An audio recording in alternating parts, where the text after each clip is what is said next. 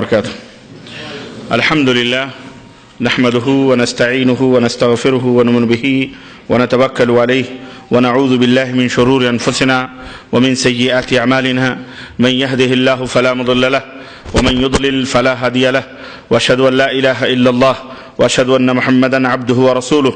أما بعد فإن خير الحديث كتاب الله وخير الهدي هدي محمد صلى الله عليه وسلم، وشر الأمور محدثاتها وكل محدثة بدعة وكل بدعة ضلالة وكل ضلالة في النار. قال الله تبارك وتعالى في كلامه المجيد: أعوذ بالله السميع العليم من الشيطان الرجيم، بسم الله الرحمن الرحيم.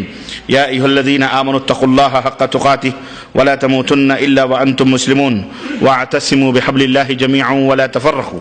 وقال تعالى في مقام آخر: يا أيها الذين آمنوا اتقوا الله وابتغوا إليه الوسيلة وجاهدوا في سبيله لعلكم تفلحون. اللهم صل على محمد وعلى آل محمد كما صليت على إبراهيم وعلى آل إبراهيم إنك حميد مجيد. اللهم بارك على محمد وعلى آل محمد كما باركت على إبراهيم وعلى آل إبراهيم إنك حميد مجيد.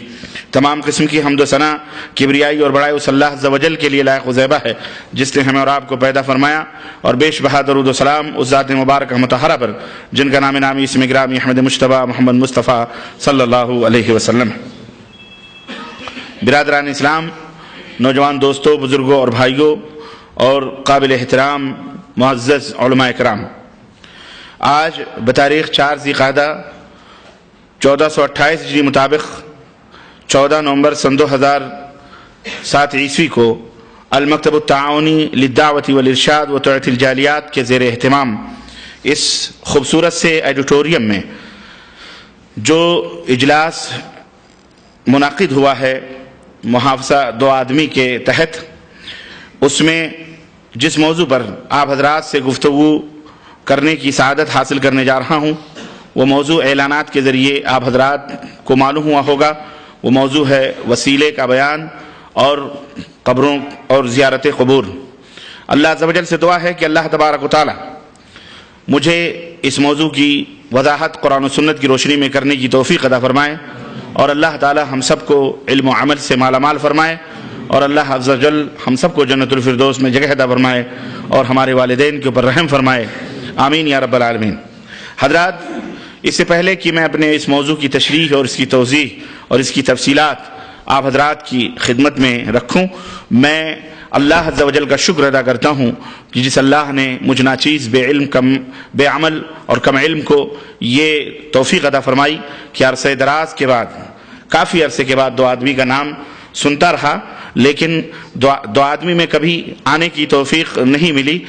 عرصے دراز کے بعد یہاں کے احباب ٹیلی فون کے ذریعے اور قرب و جوار میں بیجادیہ اور دیگر احباب کرتے رہے، لیکن آج اللہ عز و جل نے مجھ ناچیز کو یہ توفیق بخشی کہ میں اپنے ان ہنستے اور منور اور روشن چہرے رکھنے والے بھائیوں کے درمیان موجود ہوں، اور میں یہاں پہ کھڑا ہو کر اللہ اور اس کے رسول کی کچھ باتیں بیان کرنے کی سعادت حاصل کر رہا ہوں.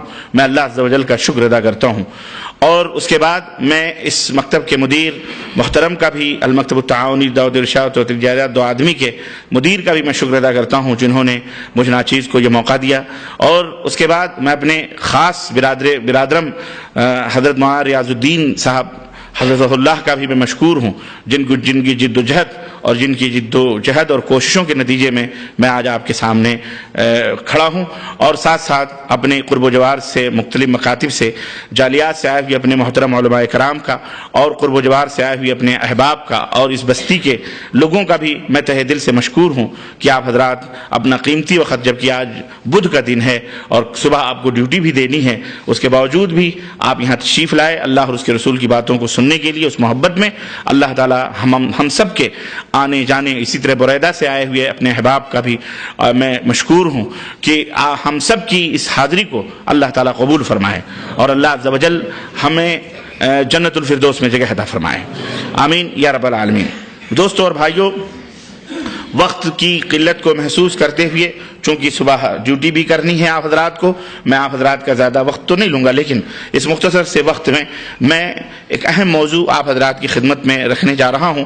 اس سے پہلے کہ میں اپنے اس موضوع میں داخل ہوں، چند باتیں گوش گزار بنیادی طور پر کر لیں۔ سب سے پہلے اپنے سوئچ آف کر لیں موبائلز جتنے بھی ہیں، تاکہ جتنی دیر بھی بیٹھیں سکون کے ساتھ بیٹھیں، نہ ہمیں ڈسٹرب ہو نہ آپ کو ڈسٹرب ہو۔ دوسری بات یہ ہے کہ آج کا جو یہ موضوع ہے یہ بڑا ہی اہم اور بڑا ہی بنیادی موضوع ہے، اور آج کا یہ موضوع جس حصے سے متعلق ہے وہ حصہ بڑا ہی حساس اور بڑا ہی ضروری حصہ ہے، یعنی عقیدہ توحید سے متعلق آج کا یہ موضوع ہے وسیلے کا۔ اس عقیدے کی صحت اور عقیدے کی درستگی اور عقیدہ صحیح ہونا چاہیے، اس میں کسی کو کوئی اختلاف نہیں ہے۔ ہر ایک کی خواہش اور ہر ایک کی چاہت یہ ہوتی ہے کہ اس کا عقیدہ درست ہو، ایمان صحیح ہو، کیونکہ اس کو پتہ ہے کہ اعمال جو ہم کرتے ہیں ان کا دار و مدار ایمان کی صحت اور درستی کے اوپر، اسی کے اوپر اس کا مدار ہے۔ اگر ایمان غلط ہے، عقیدہ صحیح نہیں ہے، تو انسان ہزار اعمال کر لے، اچھے سے اچھے اعمال کر لے، ان اعمال کا اللہ رب العزت کے ہاں کوئی ان کی وقعت یا اس کی کوئی اہمیت نہیں ہوتی ہے۔ نمبر تین، تیسری بات جو ہمیں ذہن نشین کرنی ہے آج کے موضوع کے تعلق سے، وہ یہ نقطہ ہے کہ امت محمدیہ کے اندر انحرافات، یا اس سے پہلے جو امتیں تھیں، یہود تھے، نصارہ تھے اور دیگر نبیوں کی امتیں جو گزری ہیں، ان کے اندر جو انحرافات پیدا ہوئے، جو گمراہیاں آئیں، جو بھٹکے وہ اور جہنم کا یا اللہ کے غضب کا یا اللہ کے عذاب کا وہ قومیں شکار ہوئیں، ان انحرافات کے اسباب کیا تھے؟ یقیناً ہم پورے اسباب تو نہیں بیان کر سکتے، بہت سارے اس کے اسباب تھے، لیکن اس میں ایک بنیادی سبب یہ بھی تھا کہ وہ، یا آج کے جو امت کے اندر انحرافات یا اختلافات موجود ہیں، آج یا کل جو لوگ بھی انحرافات کے، گمراہیوں کے شکار تھے یا بدعقیدگی کے شکار تھے، اصل بنیادی سبب، بہت سارے اسباب ہیں لیکن ان میں ایک بنیادی سبب یہ بھی ہے کہ اللہ کے کلام اور انبیاء اور رسول کے کلام کو سمجھنے کے لیے، ان کی باتوں کو سمجھنے کے لیے انہوں نے اپنے ذہن اور اپنے دماغ کا استعمال کیا۔ من مانی اللہ اور اس کے رسول کی باتوں کی تعبیر کرنا، من مانی اپنے مزاج سے اللہ اور اس کے رسول کی باتوں کے معنی اور مفہوم امت کے اندر بیان کرنا، یہ بھی تمام اسباب میں سے ایک سبب تھا۔ آج بھی امت کے اندر، مسلمانوں کے اندر بہت ساری جو غلط باتیں، بدعقیدگی کی باتیں، گمراہیوں کی باتیں جو پھیلی ہوئی ہیں، ان کا بھی بنیادی اسباب میں سے ایک سبب یہ ہے کہ وہ قرآن و سنت کے معنی اور مفہوم کی تعیین اپنے دماغ اور اپنے مزاج اور اپنی منمانی کرتے ہیں، جبکہ اصول یہ ہے، ضابطہ یہ ہے، اور ہمارا منہج اہل السنہ والحدیث کا یہ ہے کہ قرآن کی اور احادیث کی باتوں کو علی منہج فہم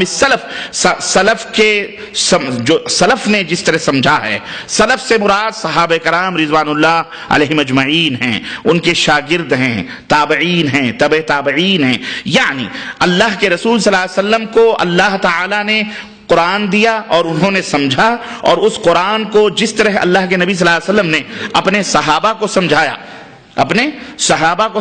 اور انہوں نے معنی بیان کیا، صحابہ نے اپنے شاگردوں کو سمجھایا، تابعین جن کو ہم کہتے ہیں انہوں نے جس طرح سمجھا، ہمیں بھی اسی طرح سے قرآن و سنت کو سمجھنا چاہیے جس طرح انہوں نے سمجھایا ہے۔ ایک لفظ کا معنی جیسے انہوں نے بیان کیا ویسے ہمیں بھی بیان کرنا ہے اور قیامت تک بیان کرنا ہے۔ اس میں ہمارے دماغ میں وہ لفظ سمجھ میں آئے نہ آئے یہ الگ بات ہے، اس کی حکمت ہم سمجھ سکیں نہ سمجھ سکیں، سمجھ رہے نا، لیکن جس طرح ہم کو حکم دیا گیا ہے، جس طرح ہم کو بتلایا گیا ہے، اسی طرح ہم سمجھیں بس۔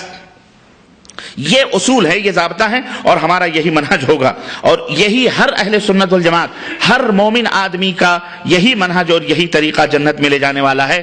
اس کے برخلاف ضلالت اور گمراہیاں، ہر آدمی کو اس کے مزاج کے مطابق چھوڑ دو تو پھر ہر آدمی اسی سے کفر نکالے گا، آپ اس سے توحید نکالیں گے، وہ آدمی اپنے مزاج سے اسے کفر نکالے گا، آدمی اس سے شرک نکالے گا، آدمی اسی حدیث سے بدعت ثابت کرے گا۔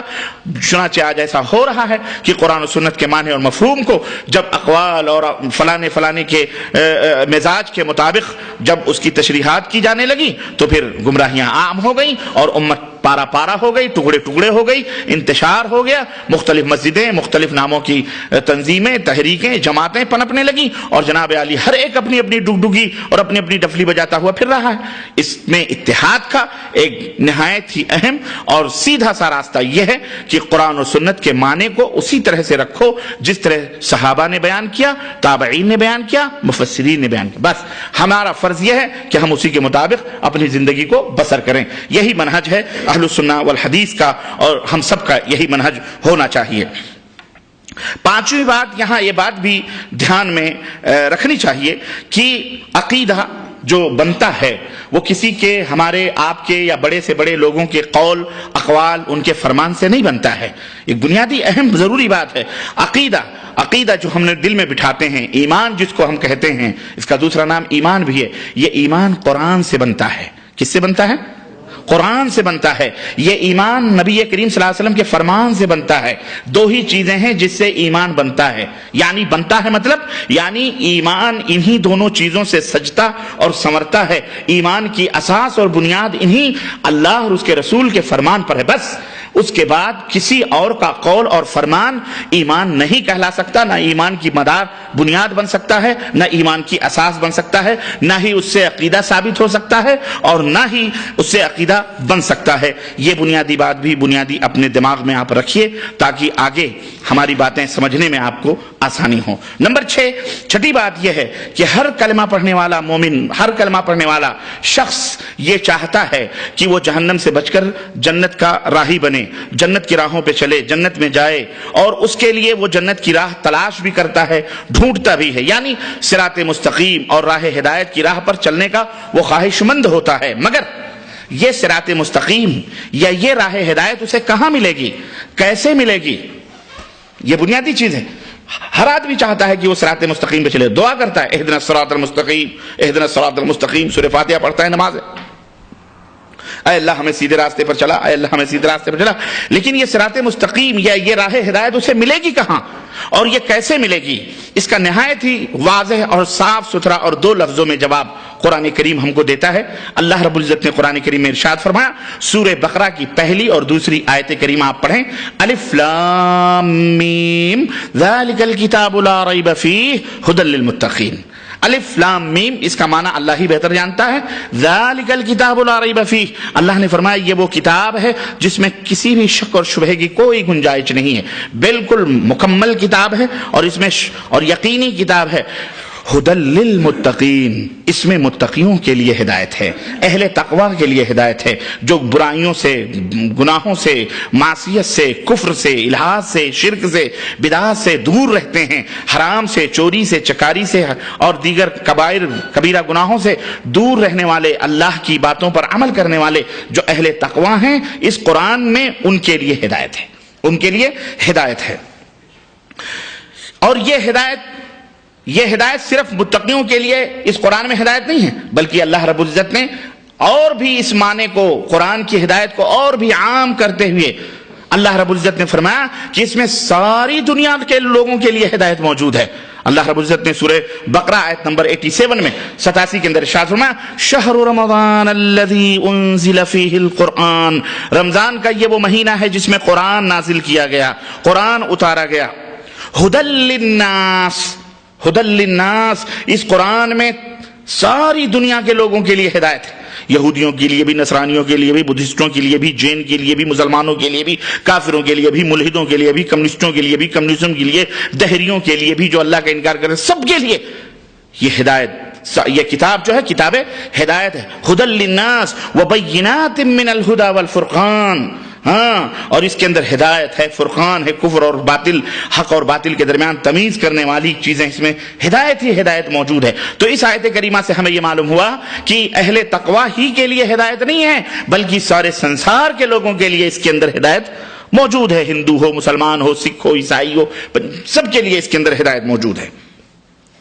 اور یہ سورہ بقرہ آیت نمبر 185 کے اندر یہ آیت کریمہ موجود ہے۔ پھر یہ جو ہدایت کی تاثیر ہے، ہدایت کا جو یہ اثر ہے، یہ کسی ملک کے لیے خاص نہیں، کسی زمانے کے لیے خاص نہیں، کسی قوم کے لیے خاص نہیں، کسی خاندان کے لیے خاص نہیں کہ ہدایت کی یہ تاثیر صرف عربوں کے لیے ہے یا عجم کے لیے ہے یا امریکی کے لیے ہے یا یورپ کے لیے ہے یا مشرق والوں کے لیے ہے یا مغرب والوں کے لیے، نہیں، بلکہ جہاں جہاں بھی اللہ کی حکمرانی ہے، جہاں جہاں بھی اللہ تبارک و تعالیٰ کی حاکمیت کا سکہ چل رہا ہے، وہاں وہاں سب کے لیے تاثیر ہدایت اس کے اندر موجود ہے۔ چنانچہ اللہ رب العزت کا فرمان سنیے، اللہ فرماتا ہے ان هو الا ذکر للعالمین، ان هو الا ذکر للعالمین، یہ سارے عالموں کے لیے اس کے اندر ہدایت ہے اور اس کے اندر ذکر ہے، نصیحت ہے، یعنی اس کو پڑھ کر کے آدمی سدھر سکتا ہے، سج سکتا ہے، سمر سکتا ہے۔ خلاصہ کلام یہ ہے کہ انسان کی نجات اور انسان کی فلاح و بہبود اور دنیا اور آخرت کی کامیابی اور ہدایت کا دار و مدار رب کے قرآن پر ہے اور محمد الرسول اللہ صلی اللہ علیہ وسلم کے فرمان پر ہے اور ہمارے عمل صالح پر ہے. ہمارا ایمان اور عقیدہ رب کے قرآن اور فرمان کے مطابق ہو اور ہماری زندگی ہمارا عمل صالح حضرت محمد الرسول اللہ صلی اللہ علیہ وسلم کے فرمان کے مطابق ہو. تو اس طرح سے یہ ہمارا عقیدہ، ہمارا اخلاق، ہمارے معاملات، یہ سب کچھ یہ اس کو بند کر دیں پلیز، جزاک اللہ خیر. یہ سب کچھ قرآن و سنت کے مطابق ہونے چاہیے. ہمارے عمل صالح سب کچھ قرآن و سنت کے مطابق ہونے چاہیے.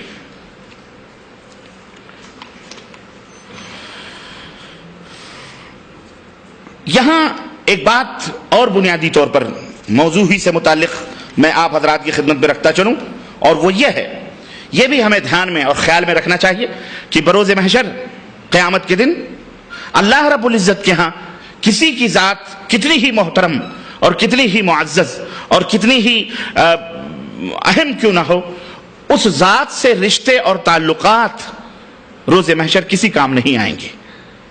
آپ کا کتنا گہرا رشتہ ہی کیوں نہ ہو، سب سے گہرا رشتہ آپ کس کو بیان کر سکتے ہیں؟ سوچ سکتے ہیں کہ فلاں فلاں کا ہمارا اس کا بڑا گہرا رشتہ ہے. میں سمجھتا ہوں باپ اور بیٹے سے بڑھ کر کے کوئی اہم رشتہ نہیں ہو سکتا ہے. لیکن قیامت کے دن قرآن نے ہمیں بتلایا کہ یہ رشتے بھی بیکار ہوں گے. نہ باپ بیٹے کے کام آ سکتا ہے اور نہ بیٹا باپ کے کام آ سکتا ہے. میاں اور بیوی کے رشتے بھی بڑے گہرے ہوتے ہیں، لیکن یہ رشتے بھی اللہ تبارک تعالیٰ نے قرآن کریم میں صراحتاً اس کا انکار کیا، یہ بھی کوئی کام آپ کے نہیں آ سکتے ہیں. چنانچہ مثال کے طور پر میں ایک دو مثالیں دے کر اپنی بات آگے بڑھاؤں گا.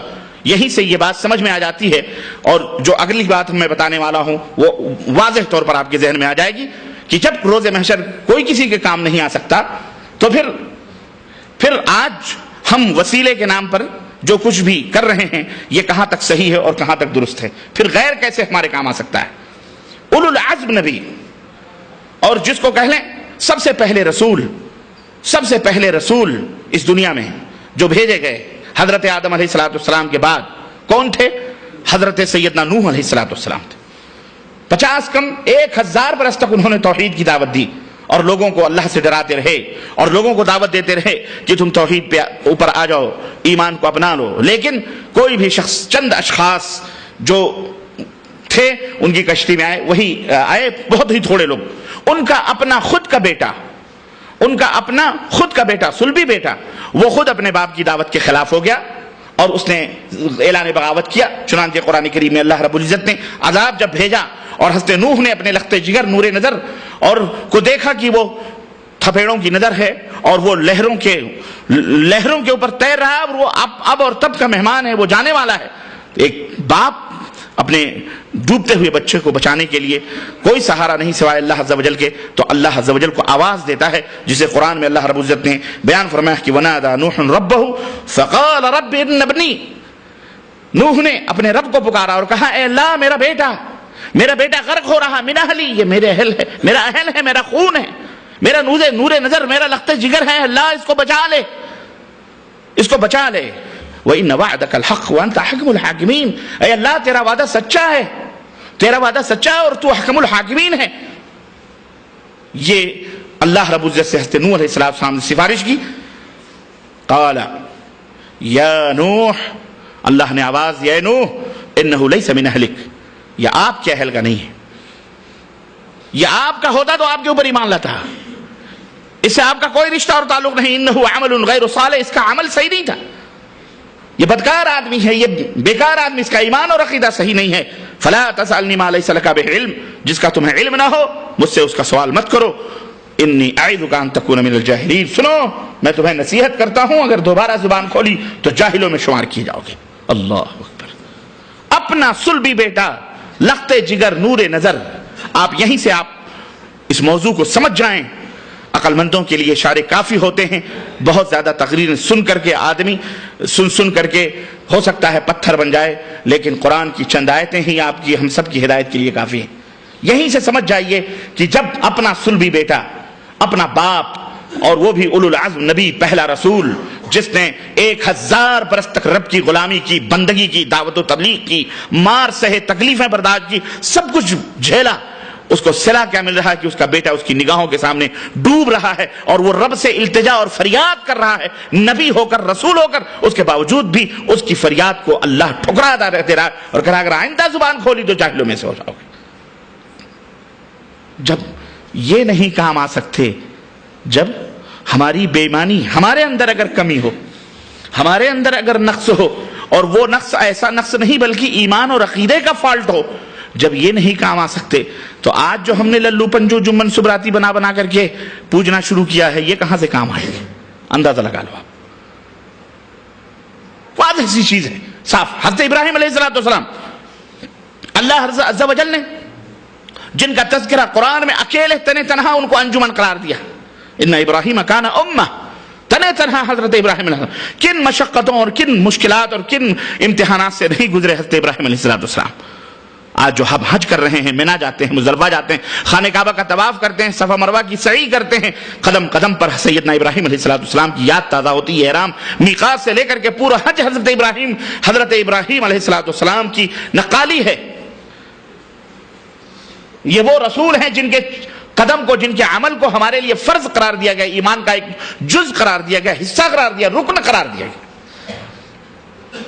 کیا ہوگا؟ صحیح بخاری کی روایت میں اللہ تبارک و تعالیٰ قیامت کے دن جب یہ اپنے والد کے بارے میں سفارش کریں گے، آدرس جو بتگر تھا، بت فروش تھا، اللہ کا وعدہ یاد دلائیں گے کہ اللہ تو نے کہا تھا روز محشر میں تمہیں رسوا نہیں کروں گا، میرے باپ کو جنت میں داخل کر دے۔ اللہ رب العزت فرمائے گا کہ ابراہیم، میں نے کافروں اور مشرکوں پر جنت کو حرام قرار دیا ہے، مشرک کبھی جنت میں داخل نہیں ہو سکتا۔ سنو، اپنے پیروں کے نیچے دیکھو۔ چنانچہ جب وہ اپنے پیروں کے نیچے دیکھیں گے تو ان کا باپ آدر بجو کی شکل میں گندگی میں لتھڑا پتھڑا سسک رہا ہوگا۔ اللہ فرشتوں کو حکم دے گا اس کی ٹانگیں پکڑ کے جہنم میں ڈال دو۔ باپ کے بیٹے کے سامنے اس کے باپ کو گھسیٹ کر جہنم میں ڈال دیا جائے گا۔ قرآن نے سارے نسخے بیان کیے ہیں سمجھنے والوں کے لیے۔ ہاں، لقد یسرنا القرآن للذکر فہل من مدکر، ہم نے قرآن کو ذکر کے لیے، نصیحتوں کے لیے آسان بنایا ہے، لیکن ہے کیا تم میں کوئی نصیحت حاصل کرنے والا؟ قلیلا ما تذکرون، بہت کم لوگ نصیحت حاصل کرتے ہیں۔ باپ اور بیٹا اور بیٹے اور باپ دونوں کا دیکھ لیں آپ، سب کا نتیجہ سامنے۔ خود ہمارے اور آپ کے نبی حضرت محمد الرسول اللہ صلی اللہ علیہ وسلم، ابو طالب نے کیا کیا نہیں کیا اپنے بھتیجے کے لیے، آخری وقت تک کلمہ پڑھاتے رہے لیکن نہیں کلمہ نکل سکا ان کی زبان سے، اور انہوں نے کہا اخترت النار علی العار، میں نے جہنم میں جانا گوارا ہے، لیکن تمہاری دعوت صحیح، لیکن میں یہ نہیں سننا چاہتا میرے مرنے کے بعد کہ ابو طالب نے باپ داداؤں کے دین کو چھوڑ دیا۔ نبی علیہ السلام سے پوچھا گیا، بڑی خدمت کی انہوں نے آپ کی، کیا ملا ان کو؟ اللہ کے نبی صلی اللہ علیہ وسلم نے فرمایا کہ اللہ نے اتنا رحم کیا ہے، جہنم میں تو ہیں وہ، لیکن سب سے ہلکا عذاب دیا جا رہا ہے، اور سب سے ہلکا عذاب یہ ہے کہ انگار کے شولوں کے جوتے پہنائے گئے ہیں، جس کے شولے انگار کے جوتے پہنائے گئے ہیں، جس کے شولے ان کی کھوپڑیوں سے باہر نکل رہے ہیں۔ سب رشتے ناتے موجود ہیں، سب اعزاء اقارب، لیکن میرے بھائیوں سنو، اگر ایمان نہیں ہے صحیح تو کوئی رشتہ اور ناتا کسی کے کوئی کام آ سکتا، یاد رکھو۔ ہاں، اگر عمل صالح نہیں ہے تو کوئی رشتے ناتے کام آ سکتے، ہاں یاد رکھو۔ یہ پتہ ہم کو کیا چلا، معلوم یہ ہوا کہ نجات اور ہدایت کا دار و مدار رشتے اور ناتے اور قبیلے اور خاندان اور ملک اور وطن پر نہیں ہے کہ کوئی ہندوستان میں پیدا ہو تو جہنم میں جائے گا، کوئی سعودی عرب میں پیدا ہو تو جنت میں جائے گا، نہ، کوئی مکے میں پیدا ہو تو جنت میں جائے گا۔ ابو طالب مکے ہی میں تھے، ابو جہل مکے ہی میں تھا، ابو لہب مکے ہی میں تھا، عتبہ شیبہ مکے ہی میں تھے، ہاں تھے کہ نہیں؟ کیا جنت میں گئے؟ یہ سارے جہنم میں گئے۔ تو زمینیں کسی کو مقدس نہیں بناتی، وہ خود کتنی مقدس کیوں نہ ہو۔ انسان عمل سے زندگی بنتی ہے، جنت بھی جہنم بھی یہ خاکی اپنی فطرت میں نہ نوری ہے نہ ناری ہے۔ انسان کا عمل، انسان کا عقیدہ جہاں کہیں بھی رہے، پہاڑ کی چوٹی پہ بھی رہے، سمندر کے تہوں میں بیٹھا رہے، کہیں بھی اگر اس کا ایمان صحیح ہے وہ مرے گا تو انشاءاللہ اللہ اسے جنت میں داخل کرے گا. لیکن اگر ایمان اور عقیدہ غلط ہے، ایمان اور عقیدہ صحیح نہیں ہے، تو کوئی مائی کا لال کسی کو جنت میں لے جا سکتا، باپ اپنے بیٹے کو جنت میں نہیں لے جا سکتا، نبی ہونے کے باوجود بیٹا اپنے باپ کو نبی ہونے کے باوجود نہیں لے جا سکتا. تو یہ جن سے نہ کبھی چیز نہ پہچان، نہ کبھی دیکھا نہ بھالا، نہ کبھی کچھ نہ کچھ، لمبے لمبے چغے اور داڑھیاں اور پگڑیاں رکھ کر آپ ان کے ہاتھوں پر بیعت کر کر جنت کے کنڈے پکڑ کے جائیں گے، یہ خود ان کے جنت میں جانے کی گارنٹی نہیں. یہ کہاں لے جا کے ڈھکیلے اندھا بیل، آپ اس پہ سوار ہو کے جا رہے ہیں جس کی خود منزل کا پتہ نہ ہو، جس کی خود راہوں کا پتہ نہ ہو، جو صرف دعویٰ کرے کہ میں پیر ہوں، میں بہت بڑا سجادہ نشین ہوں، میں بہت بڑا پجاری ہوں، میں بہت بڑا یہ ہوں، آؤ میرے ہاتھوں بیعت کرو، سلسلے ہم پکڑ کے لے جائیں گے. یہ قادری سلسلہ، نقشبندی چلتا، سہروردی، چشتی، فلانی، رفاعی، بدوی، یہ سلسلے، یہ نبیوں کے سلسلے تو جنت میں لے ہی نہیں جا رہے ہیں، اس کے سلسلے کہاں سے لے جائیں گے؟ اس لیے ہوش کے ناخن لو مسلمانوں، بھول بھلائیوں میں مت رہو. وقت بہت کم ہے اور زندگی بہت تھوڑی ہے، دنیا کمانے میں مصروف ہو، اس سے زیادہ اپنے اس دنیا کی فکر کرو جو ہمیشہ جہاں جانا ہے. یہ چند دن کی زندگی ہے، 60 70 90 برس تک جی لو گے، اس کے بعد جو دوسری زندگی شروع ہوگی وہ ہمیشہ کی زندگی ہے. وہاں صرف 2 زندگیوں کا تصور ہے، یا تو خوشیوں سے بھری ہوئی زندگی یا غموں سے بھری ہوئی زندگی، بس اس کے علاوہ تیسری کوئی زندگی نہیں ہے. اس کی فکر کرو اور اس کے لیے سب سے پہلے صراط مستقیم، راہ ہدایت کی فکر کرو. چلنے سے پہلے راستے کی تعین کرو، دوڑنے سے پہلے منزل کو دیکھو، راستہ صحیح ہونا چاہیے، رخ صحیح ہونا چاہیے، تب اپنی گاڑی سٹارٹ کر کے اس سڑک پہ لے جاؤ. آپ کو جانا ہے بریدہ اور آپ ریاض روڈ کے اوپر گاڑی ڈالے ہوئے ہیں تو آپ بریدہ پہنچ سکتے ہیں؟ آپ ریاض ہی جائیں گے، بریدہ نہیں جائیں گے. سڑک کتنی ہی پچ کیوں نہ ہو، سڑک کتنی سیمنٹڈ کیوں نہ ہو، گاڑی کتنی ہی خوبصورت اور حسین اور نئی کیوں نہ ہو، کیونکہ رخ صحیح نہیں ہے. اس لیے غلط روی سے منازل کا بعد بڑھتا ہے. مسلمانوں، روش کارواں بدل ڈالو. کوئی کسی کا کام نہیں آئے گا، نہ ماں، نہ باپ، نہ بھائی، نہ بہن. اکیلے آئے ہو، اکیلے جانا ہے. اس لیے پہلی فرصت، پہلا قدم ہمارا یہ ہونا چاہیے کہ ہمارا ایمان اور عقیدہ صحیح اور درست ہونا چاہیے. اور اس کے لیے ضرورت اس بات کی ہے کہ ہم قرآن و سنت کو اپنے سینوں میں، اپنے دلوں میں جگہ دیں، بٹھائیں، اور یہ ایمان اور یقین رکھیں. یہی 2 چیزیں ہیں جو نجات کے لیے نجات دلا سکتی ہیں. اس کے علاوہ کوئی نجات، کہیں سے کوئی نجات یا کوئی ہدایت کی راہ ہم کو مل سکتی؟ بولو، نہیں مل سکتی. یہ بنیادی طور پر نہ کوئی ملا، نہ کوئی پیر، نہ کوئی مولوی، نہ کوئی فقیر، نہ کوئی کچھ نہیں. یہ جو کہتے ہیں نا نگاہیں اٹھ گئیں تو ایمان کی دنیا بدل دیتے ہیں، کچھ نہیں ہوتا ہے.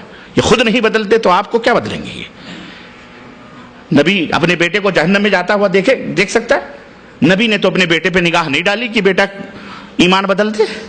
ابو طالب مر گئے، جہنم میں گئے، اللہ کے نبی نگاہ نہیں ڈال سکتے تھے؟ بولو.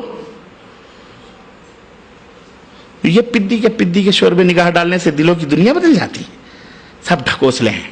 کیا ہیں یہ؟ بولو، ڈرو مت، بولو. ڈھکوسلے ہیں یہ سب ڈھکوسلے ہیں. سب ڈھکوسلے ہیں، چونچلے ہیں. ان کے آستانے بنا کے حق ہو کے نعرے، وظیفے، یہ وہ سب ڈھکوسلے ہیں.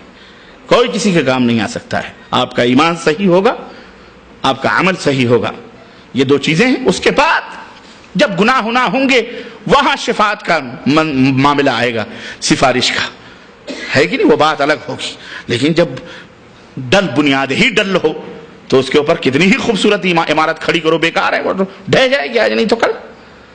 بنیاد مضبوط ہونی چاہیے، صحیح ہونی چاہیے. اب آئیے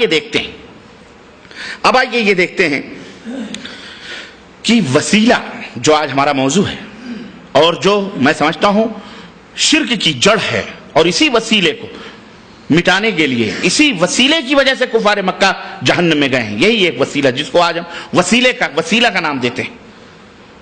یہی وہ توسل اور یہی وہ وسیلے تھے. وسیلہ کس کو کہتے ہیں؟ وسیلے کا لغوی معنی ہے ذریعہ.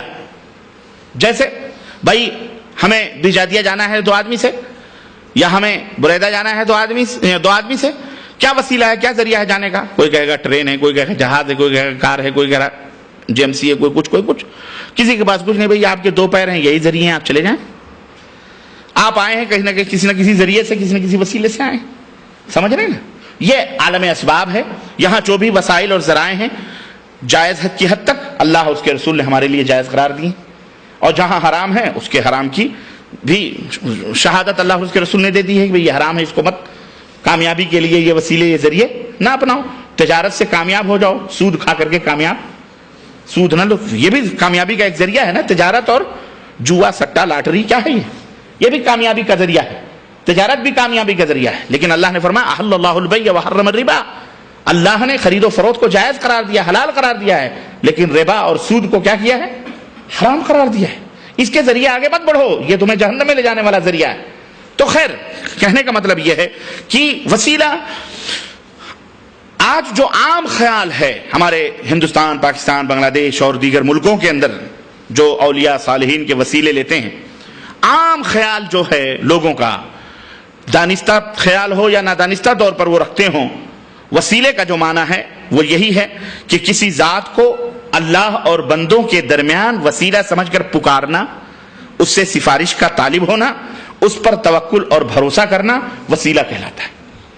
اوکے، ہم اور آپ سب متفق ہیں جواب اس تعریف پر، یہی ہے وسیلہ۔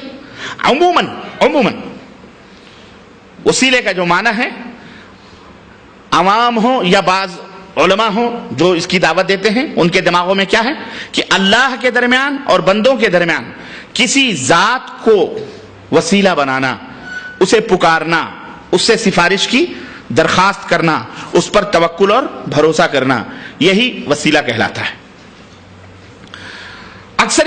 غالب اکثریت اسی قسم کا عقیدہ رکھتی ہے، لیکن ذرا اور گہرائی میں جا کر کے دیکھیں تو آپ کو معلوم ہوگا کہ وسیلہ دو طرح کا ہے۔ وسیلہ دو طرح کا ہے، ایک وسیلہ وہ ہے جو جائز ہے، اور ایک وسیلہ وہ ہے جو ممنوع ہے، حرام ہے، ناجائز وسیلہ ہے۔ جائز وسیلے کا مطلب کیا ہے؟ جائز وسیلے کا مطلب یہ ہے کہ آپ وہ ذرائع اللہ کا قرب حاصل کرنے کے لیے، اللہ کی نزدیکی حاصل کرنے کے لیے، اپنے اور اللہ کے درمیان اللہ سے محبت بڑھانے کے لیے وہ ذرائع استعمال کریں جو شریعت نے آپ کے لیے جائز قرار دیا ہے، حلال قرار دیا ہے۔ اور ممنوع اور ناجائز وسیلے کا مطلب یہ ہے کہ جس کے اوپر شریعت کی مہر ہی نہ ہو، اپنی منمانی آپ نے ذریعہ اور وسیلہ بنا لیا ہو، وہ ذریعہ ممنوع اور حرام ذریعہ کہلاتا ہے، اور اس کا شریعت میں کوئی ثبوت موجود نہیں ہے۔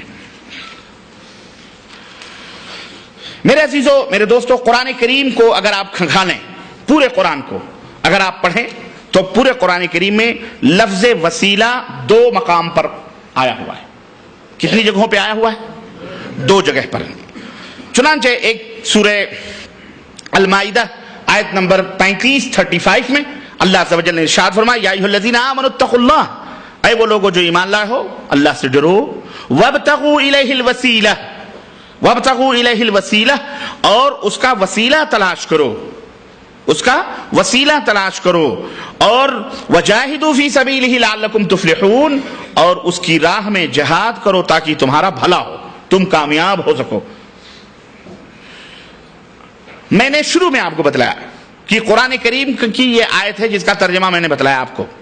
اب آئیے یہ دیکھتے ہیں، میں نے شروع میں آپ کو بتلایا قرآن کو، احادیث کو اس طرح سمجھو جس طرح نبی نے سمجھایا، صحابہ کو صحابہ نے سمجھایا، تابعین کو تابعین نے، تبع تابعین کو محدثین مفسرین نے جس طرح سے قرآن کو سمجھا ہے اس طرح ہم کو سمجھنا ہے، اپنی منمانی ہمیں نہیں سمجھنی ہے۔ اپنی منمانی سمجھنے سے آدمی گمراہ ہو جائے گا اور غلط راہوں پہ چلا جائے گا۔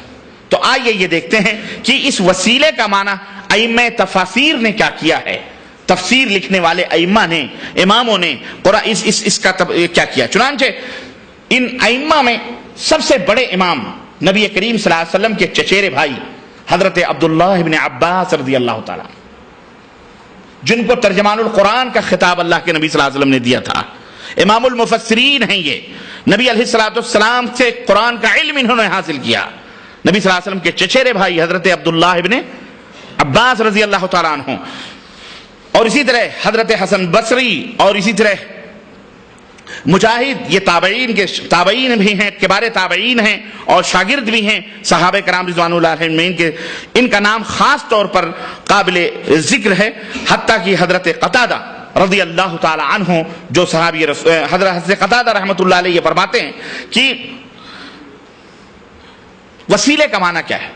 وسیلے کا معنی کہہ رہے ہیں اے تقرب الیہ بطاعتہ والعمل بما یرضیہ وسیلے کا معنی ہے اطاعت الہی، اللہ کی اطاعت اور اس کی مرضی کے مطابق عمل کر کے اللہ کا قرب حاصل کرو۔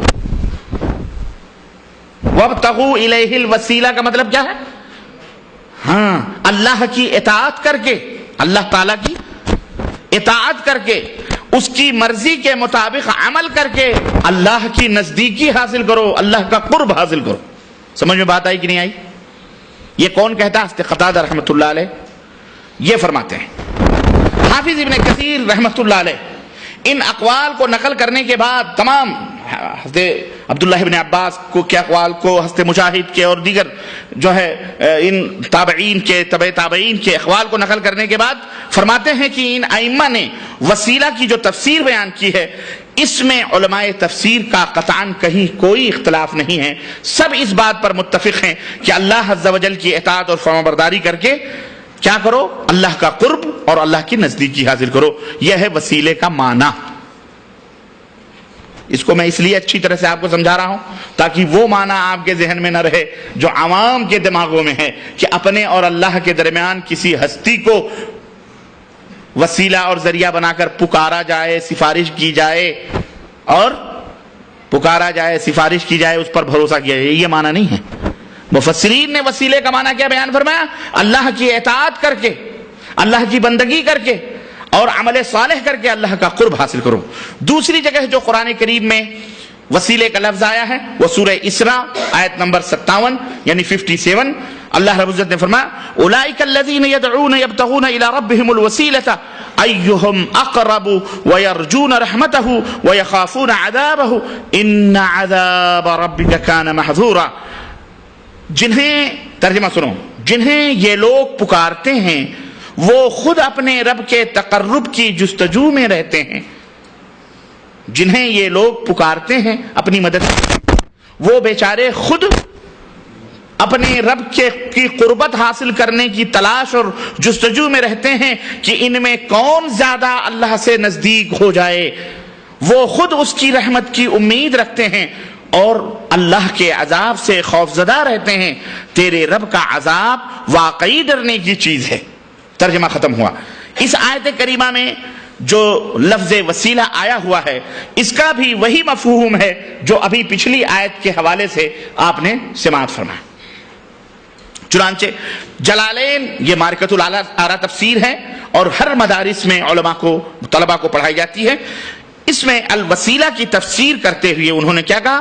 القربۃ بالطاعہ کے لفظ سے یہ وسیلہ کا معنی بیان کیا ہے، یعنی طاعت اور فرما برداری کے ذریعے اللہ کا قرب حاصل کرنا، طاعت اور فرما برداری کے ذریعے اللہ کی نزدیکی حاصل کرنا۔ علامہ اسماعیل حقی حنفی رحمۃ اللہ علیہ نے بھی وسیلے کی یہی تفسیر بیان کی ہے کہ القربۃ بالطاعۃ والعبادہ، طاعت اور عبادت کے ذریعے سے اللہ رب العزت کا قرب حاصل کیا جائے۔ قرآن مجید میں یہ لفظ وسیلہ صرف انہی دو مقامات پر وارد ہوا ہے اور ان دونوں جگہوں پر ایک ہی معنی اور ایک ہی مفہوم ان دونوں جگہوں پر آیا ہوا ہے، یعنی عبادات اور تقوی اور نیکیاں اور عمل صالح اور حرام چیزوں اور فحش چیزوں سے اجتناب کر کے اللہ عز و جل کا قرب حاصل کرنا، درجات حاصل کرنا، اللہ سے اللہ کی طرف بلندی کی طرف نزدیکی حاصل کرنا۔ تو یہ ایسی چیز ہے، یہ ایسا معنی ہے جس کے اوپر تمام مفسرین اہل السنہ والجماعہ کا اتفاق ہے اور یہی وسیلے کا معنی ہے۔ البتہ یہ لفظ حدیث شریف میں بھی ایک جگہ آیا ہوا ہے، لیکن حدیث میں یہ لفظ آیا ہے لیکن اس معنی میں نہیں آیا ہے جس معنی میں قرآن میں آیا ہے۔ چنانچہ آپ سب کو معلوم ہے وہ حدیث، ابھی میں پڑھوں گا آپ کہیں گے ہاں یہی ہے وہ حدیث۔ صحیح مسلم کے اندر کتاب الصلاح کے اندر یہ حدیث آئی ہوئی ہے۔ حضرت عبداللہ بن عمرو سے روایت ہے کہ رسول اللہ صلی اللہ علیہ وسلم نے فرمایا اذا سمعتم المؤذن فقولوا مثل ما يقول ثم صلوا علي فإنه من صلى علي صلاة صلى الله عليه بها 10 ثم صلوا الله للوسيلة فإنها منزلة في الجنة لا تنبغي إلا لعبد من عباد الله وأرجو أن أكون أنا هو فمن سأل لي الوسيلة حلت عليه الشفاعة۔ اللہ کے نبی صلی اللہ علیہ وسلم فرمایا جب تم مؤذن کی آواز سنو تو انہی الفاظ کو تم بھی دہراؤ یعنی مؤذن اگر یہ کہتا ہے اللہ اکبر تو تم بھی کیا کہو؟ اللہ اکبر کہو. مؤذن کہے اشہد ان لا الہ الا اللہ تو تم بھی کیا کہو؟ اشہد ان لا الہ الا اللہ. ہمارے یہاں اس کو چینج بھی کیا گیا ہے. ہمارے یہاں جب اللہ اکبر کہتے ہیں تو دو لوگ کہتے ہیں جل جلالہ جل ثناہ اور پتہ نہیں کیا کرتے ہیں. اور جب کہتا ہے اشہد ان لا الہ الا اللہ تو اس پر بھی پتہ نہیں کیا کہتے ہیں. جب اشہد ان محمد رسول اللہ کہتا ہے تو بجائے اشہد ان محمد رسول اللہ کے صلی اللہ علیہ وسلم اور پھر انگوٹھا چومتے ہیں, ہے نا. ہمارے یہاں یہ چیزیں جاری ہیں. اللہ کے رسول کا فرمان سنو, اللہ کے نبی صلی اللہ علیہ وسلم, صحیح مسلم کی حدیث کہ قولوا مثل ما یقول المؤذن, اسی طرح کہو اسی طرح تم بھی دہراؤ جس طرح مؤذن دہراتا ہے, مؤذن کہتا ہے. پھر جب مؤذن اذان ختم کر لے تو پھر میرے اوپر درود بھیجو, میرے اوپر درود بھیجو. پھر درود بھیجنے کے بعد اللہ تعالیٰ سے میرے لیے وسیلہ مانگو, اللہ تعالیٰ سے میرے لیے وسیلہ مانگو. کیوں؟ وسیلہ ایک بلند مقام ہے جو اللہ کے صرف ایک ہی بندے کے لیے مناسب ہے, اور میں امید رکھتا ہوں کہ وہ بندہ میں ہی ہوں. تو جو شخص میرے لیے اللہ سے وسیلے کی دعا کرے گا اس کے لیے میری شفاعت حلال ہو جائے گی, ثابت ہو جائے گی. اس حدیث پاک میں جو وسیلے کا لفظ وارد ہوا ہے وہ قرآن میں جو وسیلہ آیا ہوا ہے اس سے مختلف ہے, اس سے مختلف ہے. لیکن یہاں اب آپ کہیں گے وہ وسیلہ وہ کیسے ہے؟ وہ حدیث پاک اللہ کے رسول صلی اللہ علیہ وسلم فرمایا کہ اذان کے بعد جب آپ اذان کی آواز سنیں تو کیا کہیں؟ اللہم, اذان جب ختم ہو جائے تو کہیں اللہم صلی علی محمد وعلی آل محمد کما صلیت علی ابراہیم وعلی آل ابراہیم انک حمید مجید. اللہم بارک علی محمد وعلی آل محمد کما بارکت علی ابراہیم وعلی آل ابراہیم انک حمید مجید. اللہم رب هذه الدعوة التامة والصلاة القائمة آتی محمدا الوسیلہ. آتی, ہاں یہ ہے مانگنا, اے اللہ میرے نبی محمد صلی اللہ علیہ وسلم کو مقام وسیلہ عطا فرما. مقام, ہاں, آت محمدا الوسیلہ وبعثہ مقاما محمودا الذی وعدتہ, اور میرے نبی کو مقام محمود عطا فرما جس کا اے اللہ آپ نے وعدہ کیا ہے. تو اللہ کے نبی صلی اللہ علیہ وسلم فرماتے ہیں جو شخص یہ دعا پڑھے گا اذان کے بعد, میرے اوپر درود پڑھے گا, اس کے بعد یہ دعا پڑھے گا, ایسے شخص کے لیے قیامت کے دن میری شفاعت حلال ہو جائے گی. تو ہم کو چاہیے کہ اس کا التزام کریں کہ اذان سننے کے بعد اپنے نبی پر درود بھیجیں اور اس کے بعد یہ دعا پڑھیں. ٹھیک ہے میرے عزیزوں, میرے دوستوں اور بھائیوں, یہ وسیلے کے چند مفاہیم اور معنی تھے. اب آئیے وسیلہ, اب ہماری جو بحث ہے, ہماری جو گفتگو اس وسیلے پر نہیں ہے جو اذان میں ہم اللہ کے نبی صلی اللہ علیہ وسلم سے مانگتے ہیں. ہمیں واضح ہو گیا کہ وسیلہ ایک بلند مقام ہے جس کے لیے اللہ کے نبی نے ہمیں اپنی امت کو یہ تعلیم دی ہے کہ وہ اللہ تعالیٰ سے میرے لیے مانگو. یہ وسیلہ وہ وسیلہ نہیں ہے جو قرآن میں اللہ تبارک تعالیٰ نے ہمیں کہا ہے کہ وہ وسیلہ ڈھونڈو, یعنی اللہ کا قرب حاصل کرنے کے لیے, نزدیکی حاصل کرنے کے لیے. سمجھ رہے ہیں؟ اللہ سے ذریعہ حاصل کرو, یعنی طاعت اور اللہ کی فرما برداری کر کے وہ ذریعہ اللہ کا قرب حاصل کرو. وسیلے کی ضرورت بندے کو کیوں پڑتی ہے, کیوں پڑی آخر؟ اصل میں وجہ یہ ہے کہ بندہ ضعیف ہے, کمزور ہے, لاچار ہے, مجبور ہے. کوئی بھی لمحہ وہ اللہ کے فضل و کرم سے بے نیاز نہیں ہو سکتا, ہمیشہ وہ محتاج ہے اپنے رب کا, اپنے مالک کا. چنانچہ حدیث قدسی میں اللہ کے رسول صلی اللہ علیہ وسلم فرماتے ہیں کہ ارشاد باری تعالیٰ ہے کہ یا عبادی کلکم ضال الا من ہدیتہ فاستہدونی اہدکم یا عبادی کلکم جائع الا من اطعمتہ فاستطعمونی اطعمکم یا عبادی کلکم عار الا من کسوتہ فاستکسونی اکسکم. اللہ کے رسول صلی اللہ علیہ وسلم فرماتے ہیں کہ اللہ تعالیٰ کا فرمان ہے کہ اے میرے بندو تم سب کے سب گمراہ ہو سوائے اس شخص کے جسے میں ہدایت دوں. تم سب کے سب گمراہ ہو سوائے اس شخص کے جسے میں ہدایت دوں. اس لیے اے میرے بندو تم مجھ سے ہدایت طلب کرو, میں تمہیں ہدایت دوں گا. اے میرے بندو تم سب کے سب بھوکے ہو سوائے اس شخص کے جسے میں کھلاؤں, اس لیے مجھ سے کھانا طلب کرو, میں تمہیں کھلاؤں گا, میں تمہیں کھلاؤں گا. اے میرے بندو تم سب کے سب ننگے ہو سوائے اس شخص کے جسے میں کپڑا پہنا دوں, اس لیے کپڑا بھی مانگنا ہے تو مجھ سے مانگو, کپڑا بھی مانگنا ہے مجھ سے مانگو, میں تمہیں کپڑا پہناؤں گا. اللہ اکبر. یہ حدیث قدسی ہے, یہ اللہ کے رسول صلی اللہ علیہ وسلم ان تمام ضرورتوں کے علاوہ کپڑا, کھانا پینا, جب اللہ کے محتاج ہیں ہم اور اللہ ہی ہم کو دینے والا ہے، ہدایت سے لے کر کھانا پینا کپڑا سب کچھ، میرے بھائیوں ان تمام ضرورتوں کے علاوہ بھی بہت ساری ایسی ضرورتیں ہیں جس میں انسان ضعیف ہے، کمزور ہے، زندگی کے اندر متعدد ایسی خطرناک گھاٹیاں اس کے سامنے پیش آتی ہیں جنہیں پار کرنے کے لیے وہ اللہ کی طرف اپنے ہاتھوں کو بلند کرتا ہے اور مجبور ہو جاتا ہے اپنے رب کو پکارنے کے لیے، اور اللہ رب العزت سے دعا کرنا، استغفار کرتا ہے وہ۔ اس وقت اللہ تبارک تعالیٰ نے چنانچہ عاجز بندے کے اطمینان کے لیے اللہ تعالیٰ نے قرآن کریم میں ارشاد فرمایا امن یجیب المضطر اذا دعاہ ویکشف السوء ویجعلکم خلفاء الارض االہ مع اللہ قلیلا ما تذکرون، سورہ النمل آیت نمبر 62 کون ہے جو بے کس کی بے قراری کی پکار کو سن کر اس کے پکار کو سن کر اس پہ لبیک کہتا ہے، کون ہے جو اسے قبول کرتا ہے اور اس کی سختی کو دور کرتا ہے اور تمہیں زمین کا خلیفہ اور سردار بناتا ہے؟ کیا اللہ کے علاوہ بھی کوئی تمہارا معبود ہے؟ الہ مع اللہ، کیا اللہ کے سوا بھی تمہارا کوئی معبود ہے؟ تم بہت کم نصیحت حاصل کرتے ہو، وہ سب اللہ ہی ہے۔ تو اس سے معلوم ہوا کہ مضطر اور لاچار کے لیے اللہ تعالیٰ کی ذات کے سوا اس کائنات میں کوئی نہیں ہے جسے وہ مصیبتوں اور پریشانیوں کے وقت ایسی ذات کو پکارتا ہے جو صرف قادر مطلق ہے۔ اس لیے اللہ کے نیک بندے، انبیاء ہوں، رسل ہوں، اولیاء ہوں، صالحین ہوں، صدیقین ہوں، شہداء ہوں، ہر چھوٹی بڑی مصیبت اور ضرورت کے وقت صرف اور صرف اسی ذات بابرکت کی طرف توجہ کرتے تھے، اور یہ بات ان کی سیرتوں کا مطالعہ کرنے سے ہم کو معلوم ہوتی ہے اور پتہ چلتا ہے کہ کبھی بھی ان کو کوئی مصیبت کوئی ضرورت پڑتی تو وہ صرف اللہ عز و جل کو پکارتے تھے اور اللہ عز و جل سے اس امید سے دعا کرتے تھے کہ یقیناً دعاؤں کو قبول کرنے والا وہی مالک و مولا ہے، اس کے علاوہ کوئی دعاؤں کو قبول کرنے والا نہیں ہے۔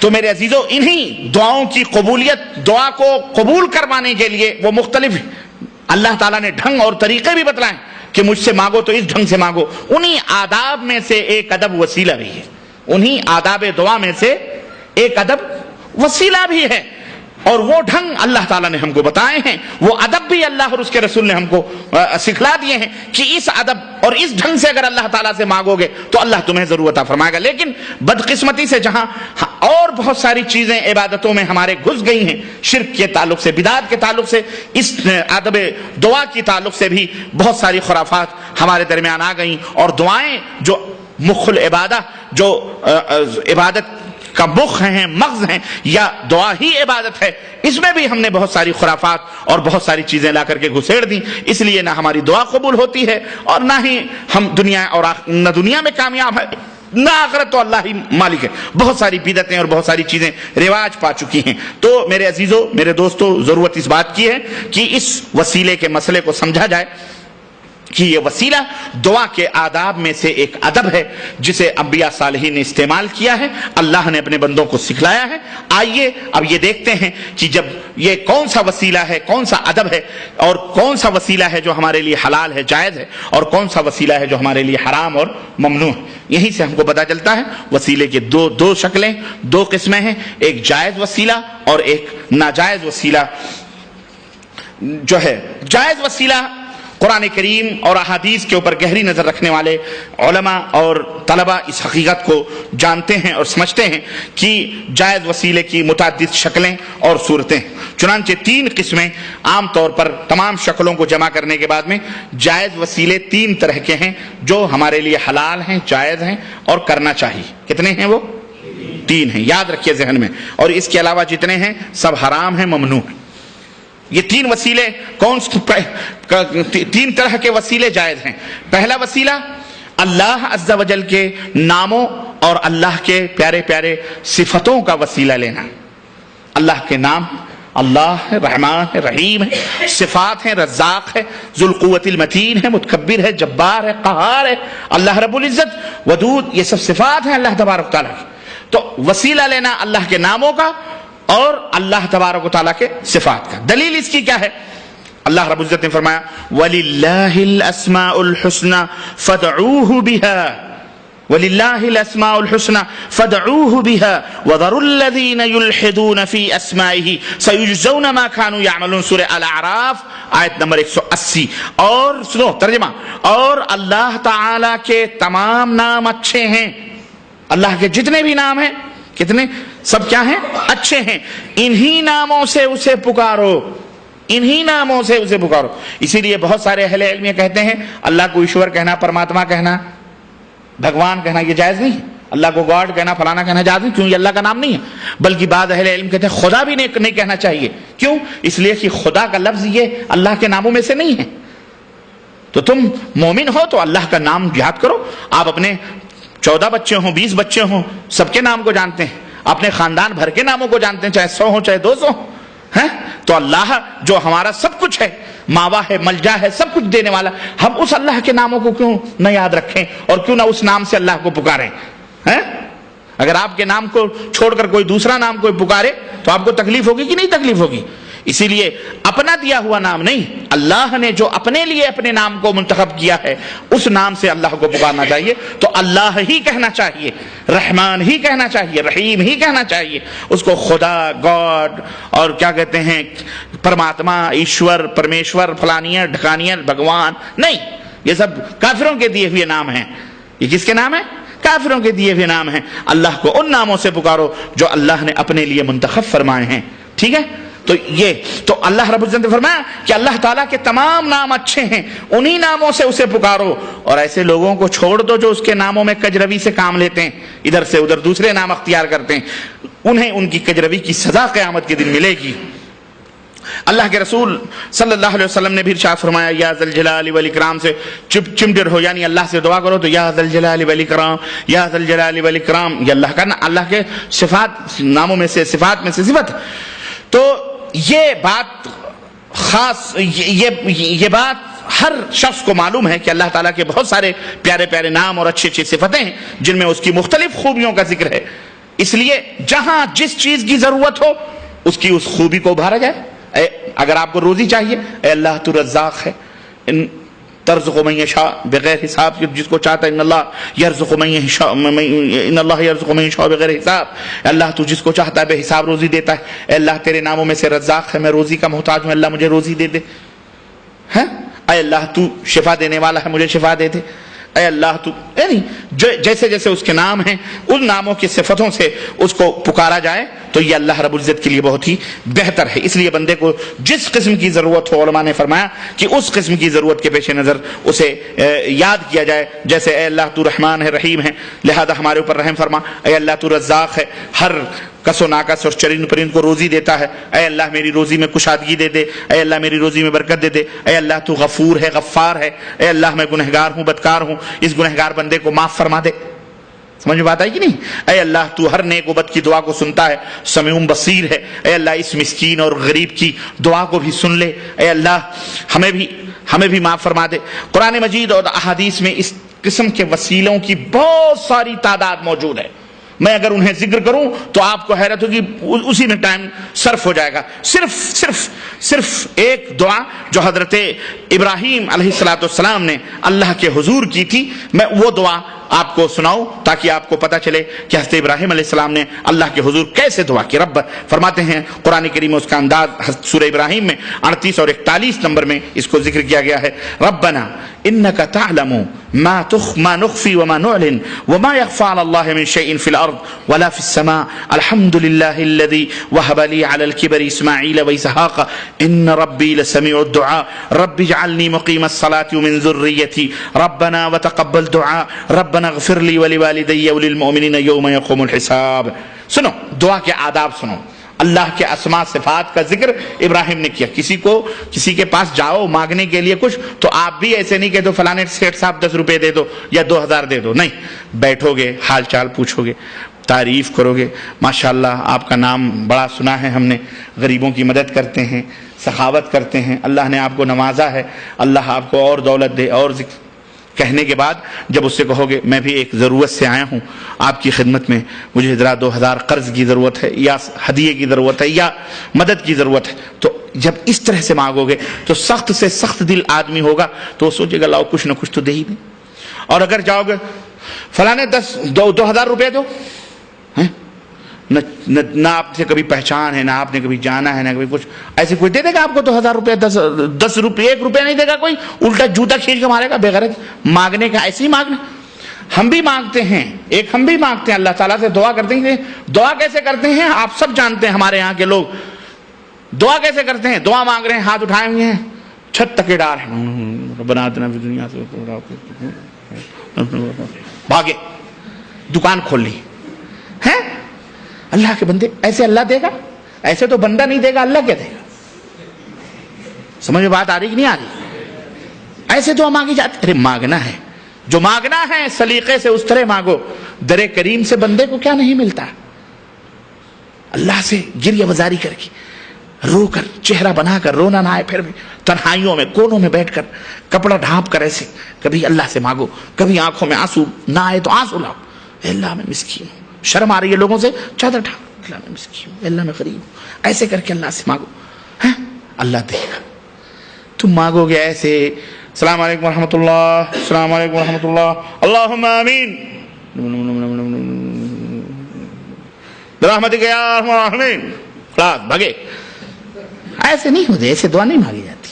ہمارے یہاں یہی رواج ہے، بھائیوں کی نہیں مانگ، کیا پا رہے ہو؟ کچھ مل رہا ہے؟ عربوں کو دیکھو، نماز میں کھڑے ہوتے ہیں ایسا روتے ہیں، ایسا روتے ہیں، اوہو، ہم نہیں سمجھتے ہیں پھر بھی ہمیں رلائی آ جاتی۔ بولو آتی کہ نہیں آتی؟ تراویح ہو، قرآن پڑھتے ہیں، تب ان کو ملتا ہے وہی زبان ہے، وہ سمجھتے ہیں ہم اللہ سے مانگ رہے ہیں۔ ہمارے ہاں تو پتہ نہیں کیسے کیسے وسوسے ہیں، ٹانگوں میں درد ہو جاتی ہے، سر میں درد ہو جاتا ہے، فلانے یاد آتے ہیں، ٹھکانے یاد آتے ہیں، پتہ نہیں کیا یاد آتے ہیں۔ میرے بھائیوں، صحیح مسلمان اللہ اکبر، ہم نے جانا ہی نہیں اللہ کیا ہے، اللہ کی حقیقت نہیں جانی ہم نے، اور اللہ نے قرآن میں صحیح فرمایا وما قدر اللہ حق قدرہ، لوگوں نے اللہ کی قدر ہی نہ کی ہے۔ اللہ کی قدر کرتے تو یہ آج لاکھ جو درگاہ مزار بنا کے پوجتے ہو نا، یہ دنیا میں نہ رہتے، اس کی ضرورت نہیں تھی ہم کو، ہمارے لیے مسجدیں کافی تھیں۔ آج مسجدیں ویران ہیں، درگاہ آباد ہیں، خوب ڈیگیں، جمعرات کی 11ویں، مرغے، شیخ سدو کے بکرے، غوث پاک کا مرغا، یہ عید میلاد النبی کے جشن، یہ شب برات کے حلوے، یہ رجب کے کنڈے، یہ مزارات پہ حاضری، یہ پیٹرومیکس سے مردوں کو بلانا، اور نیاز اور فاتحے۔ مولوی کو کیا ہے؟ مولوی تو اس کا بھرتے ہی نہیں، مولوی کو مزے ہی مزے ہیں، تم کھلا رہے ہو اس کو، کیا ضرورت ہے؟ تم جہنم میں جاؤ چاہے جنت میں جاؤ، وہ کیا ہے؟ تو کھانے کو مل رہا ہے، اور سب دین کے نام پر، اسلام کے نام پر۔ میرے بھائیوں، میرے عزیزوں، میرے دوستوں، اللہ کی قسم یہ سب جہنم کے کندے ہیں، یہ سب شیاطین ہیں، اللہ کی قسم۔ اللہ سے توبہ کرو، یہ محنت کی کمائیاں اللہ کی راہ میں صدقہ زکوٰۃ یتیم بیوہ مسکینوں کو دو، ان ملانوں کو مت دو جو نیاز اور فاتح درگاہ مزار کے نام پر مانگتے ہیں لوگ، شد علم چبوترے جھنڈے گنڈے جو محلوں میں پوجتے ہیں، سب حرام شرک ہے۔ یہ وسیلے لیتے ہیں، وسیلہ ہے، ان کو کھلانے سے اللہ راضی ہو جائے گا؟ وہ بیچارے کو تو ملتے ہی نہیں، مردہ تو اندر پتہ نہیں جہنم میں ہوگا کہ جنت میں ہوگا، اس کا البتہ اس کی جنت بنی ہوئی ہے، مولانی ٹرا مار کے سو رہی ہیں، ٹفن آپ پہنچا رہے ہو، کھانا آپ بنا رہے ہو، مرغیاں آپ دے رہے ہو، اس کو کیا پڑی؟ اس لیے اللہ سے سنو، نبی اللہ سے کیسے دعا کرتے ہیں؟ ربنا، اے ہمارے رب، تو خوب جانتا ہے جو ہم چھپائیں اور جو ظاہر کریں، اور زمین و آسمان کی کوئی چیز اللہ پر پوشیدہ نہیں۔ اللہ کا شکر ہے جس نے مجھے بڑھاپے میں اسماعیل اور اسحاق عطا فرمائے۔ دیکھیں، اللہ کی تعریف بھی کر رہے ہیں، اللہ کا شکر بھی ادا کر رہے ہیں۔ ابھی دیکھو، اب یہ اس کو کہتے ہیں، یعنی تیاری ہو رہی ہے کیا؟ اے اللہ کا شکر ہے جس نے مجھے بڑھاپے میں اسماعیل اور اسحاق عطا فرمائے، بے شک میرا رب دعاؤں کا سننے والا ہے۔ بے شک میرا رب، اب مانگنا شروع ہو رہے ہیں، یہ کہنے کے بعد اب مانگ رہے ہیں۔ کیا مانگ رہے ہیں؟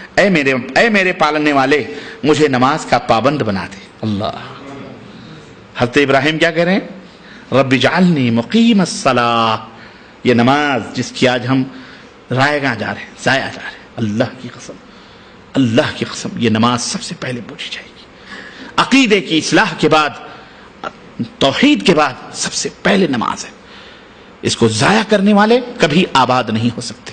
جو اللہ کے گھروں کو ویران کریں گے ان کا گھر کبھی آباد نہیں ہو سکتا ہے۔ اے مسلمانوں، نماز نہ چھوڑو، نماز کسی بھی حالت میں مت چھوڑو، نماز پڑھو، نماز کی پابندی۔ نبی ہیں لیکن کیا کہہ رہے ہیں؟ آج ہم نماز پڑھنے والوں کو مزہ، ارے نماز میں تم کو کیا ملے گا؟ نماز کیوں پڑھتے ہو؟ نماز ہی تو ہے، نماز میں جو لذت ہے، نماز میں جو برکت ہے، نماز سے جو ہمیں ملتا ہے، اللہ اکبر، اس کا تذکرہ اگر آپ فائدے اس کے سنیں گے تو آپ دانتوں تلے انگلی دبائیں گے۔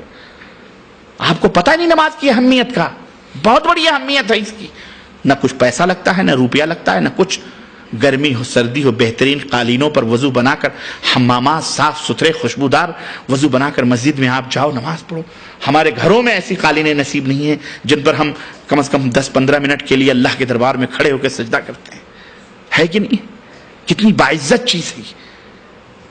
اس لیے نماز، نبی کہہ رہے ہیں میرے پالنے والے مجھے نماز کا پابند بنا دے. وَمِن ذُرِّيَّتِي، اور میری اولاد کو بھی نماز کا پابند بنا. ہمیشہ دعا کیا کرو یہ کہ اللہ مجھے بھی نماز کا پابند بنا اور میری آل اولاد کو بھی. اے ہمارے رب میری دعا قبول فرما. اے ہمارے پروردگار مجھے بخش دے، میرے ماں باپ کو بھی بخش دے اور دیگر مومنوں کو بھی بخش دے جس دن حساب ہونے لگے. سب کے لیے یہ مانگنا ہے. اس انداز سے مانگو گے تب اللہ دے گا. پہلے اس کی حمد بیان کرو، تعریف کرو، اللہ کے نبی پر درود بھیجو، کیونکہ اللہ کے نبی پر درود پڑھنے سے اللہ راضی اور خوش ہوتا ہے. اللہ راضی اور خوش ہوتا ہے اپنے حبیب پر. اللہم، اور درود اس طرح وہ میڈ ان انڈیا بریلی والا درود نہیں. وہ سب دیکھو ایک ایک چیز کو ملایا ہے ذلیلوں نے. اللہ کی قسم تمہیں ورجنالٹی سے ہٹا کر ڈپلیکیٹ مالوں پہ لگایا ہوا ہے. مکس مال چائنا کا. ایسے made in Bareilly, made in India, made in Pakistan, made in فلانے، میڈ ان فلانے. اصل جو قرآن و سنت کا میٹر ہے غائب. وہ نماز بھی نہیں ہے جو قرآن و سنت میں ہے. سبوں نے اپنے اپنے کتابوں میں فلانے نماز، ڈھکانے نماز، یہ حنفی نماز، یہ شافعی نماز، یہ مالکی نماز، یہ حنبلی نماز، یہ قادیانی نماز، یہ شیعہ والی نماز، یہ جعفری نماز بنایا. سب بنایا ہے. اگر انہیں چند چیزیں ورجنل ہیں، باقی چیزیں کیا بولو مکس ہیں. ان مکس کو نکالو، ان مکس کو نکالو. جیسے باسمتی کا چاول کرنل آتا ہے نا، بالکل دھل کے ڈال دیا پتیلے میں، نہ کنکر ہے نہ پتھر ہے، چن چن کے آتا ہے. ایسے ہی میڈین مدینہ قرآن و سنت کی مہر لگی ہوئی نماز، عقیدے پختہ یوں ہونے چاہیے، تب جا کے یہ قبول ہوگی. ورنہ ایسے ہی مکس کھاتے کھاتے السر کے مریض ہو جاؤ گے، اپنڈکس کے مریض ہو جاؤ گے، ٹی بی کے مریض ہو جاؤ گے، کینسر کے مریض ہو جاؤ گے، پتہ نہیں کیسے کون سے مریض ہو جاؤ گے، مر جاؤ گے ایسے. اور مارکیٹ لوٹ رہے ہیں لوٹنے والے. ورجنالٹی یہاں قرآن و سنت. کوئی بھی چیز ہو قرآن و سنت کی دلیل چاہیے. اہلاً و سہلاً، ہمارا سر جھکا ہے. قرآن و سنت نہیں ہے، مع السلام. جاؤ. تم اپنے دور کے علامہ زمان ہوں گے، تم اپنے لیے ہوگے، ہماری تو جنت میں نہیں لے سکتے. تم جنت میں جانے کی ضمانت تو قرآن اور سنت کی تعلیم ہے کہ نہیں؟ اس لیے میرے عزیزو، میرے دوستو، سنو، غور کریں آپ ذرا اس دعا پر کہ امام الحنفاء سیدنا ابراہیم علیہ السلام کی اس دعا میں کتنے آداب بیان کیے گئے ہیں. کیا؟ سب سے پہلے اللہ کی قدرت کاملہ کا اقرار کیا انہوں نے، پھر اس کے بعد اس کی حمد و ثنا بیان کی، پھر اصل مدعا سے پہلے اللہ کی تعریف کی. اللہ تو دعاؤں کا قبول کرنے والا ہے، مجیب الدعوات ہے. نمبر 4، اس سے قبل بھی دعا کی اجابت اور قبولیت کا ثبوت. نمبر 5، آخر میں چل کے اللہ کے حضور اپنی درخواست پیش کرتے ہیں کہ رب اغفر لی، اے اللہ مجھے معاف کر دے، مجھے بخش دے، میرے والدین کو بخش دے، وللمؤمنین، مومنوں کو بخش دے، یوم یقوم الحساب، جس دن حساب کا دن آئے گا. میرے عزیزو، قرآن کریم میں بہت ساری مثالیں موجود ہیں. میں ان مثالوں کو صرف اگر نبیوں کی دعاؤں کو ذکر کروں، اللہ کی قسم صرف کتاب بن جائے گی، کتاب تیار ہو جائے گی اور آپ پڑھیں گے، آپ کو اس میں لطف بھی آئے گا، ایمان بھی تازہ ہوگا. لیکن وقت نہیں ہے. میں نے ایک نمونہ آپ کو پیش کیا ہے کہ ہمیں بھی اسی طرح کی دعا اللہ تبارک و تعالیٰ سے مانگنی چاہیے.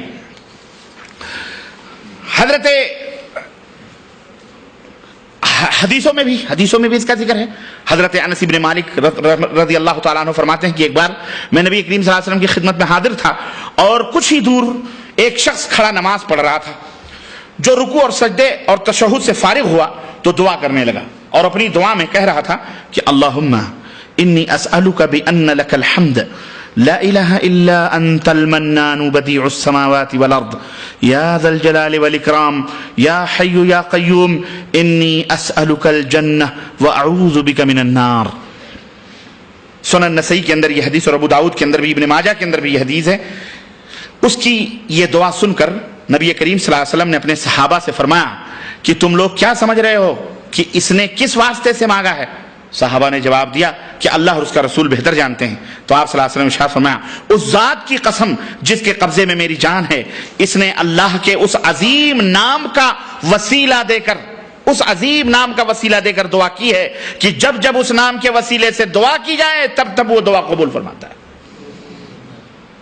تو تو اس کے ناموں کا وسیلہ لے کر دعا کرو گے تو اللہ تعالیٰ بولو دعاؤں کو قبول فرماتا ہے، اور سوال کیا جائے تو اللہ تبارک تعالیٰ وہ ضرور دیتا ہے۔ اب ترجمہ سنو اس نے کس طرح کی دعا کی تھی، ترجمہ ذرا سن لو۔ اس نے کیا کہا تھا اپنی دعا میں جس کے بارے میں اللہ کے نبی نے اتنی بڑی فضیلت بیان کی؟ اس نے کیسے کی؟ اے اللہ میں تجھ سے اپنی حاجت مانگتا ہوں اس وسیلے سے کہ ساری تعریف تیرے ہی لیے زیبا ہے، ساری تعریف تیرے سوا کوئی معبود نہیں، تو بہت احسان کرنے والا ہے، آسمان و زمین کو ایک نرالے انداز سے پیدا کرنے والا ہے۔ کتنی بڑی بڑی تعریف اللہ تعالیٰ کی لیے، بدیع السماوات والارض ہے، زمین آسمان کو نرالے انداز سے پیدا کرنے والا ہے۔ اے عزت و جلال والے معبود، اے حی زندہ رہنے والے معبود، ہر چیز کو قائم رکھنے والے معبود، میں آپ سے جنت کا سوالی ہوں اور جہنم سے پناہ چاہتا ہوں۔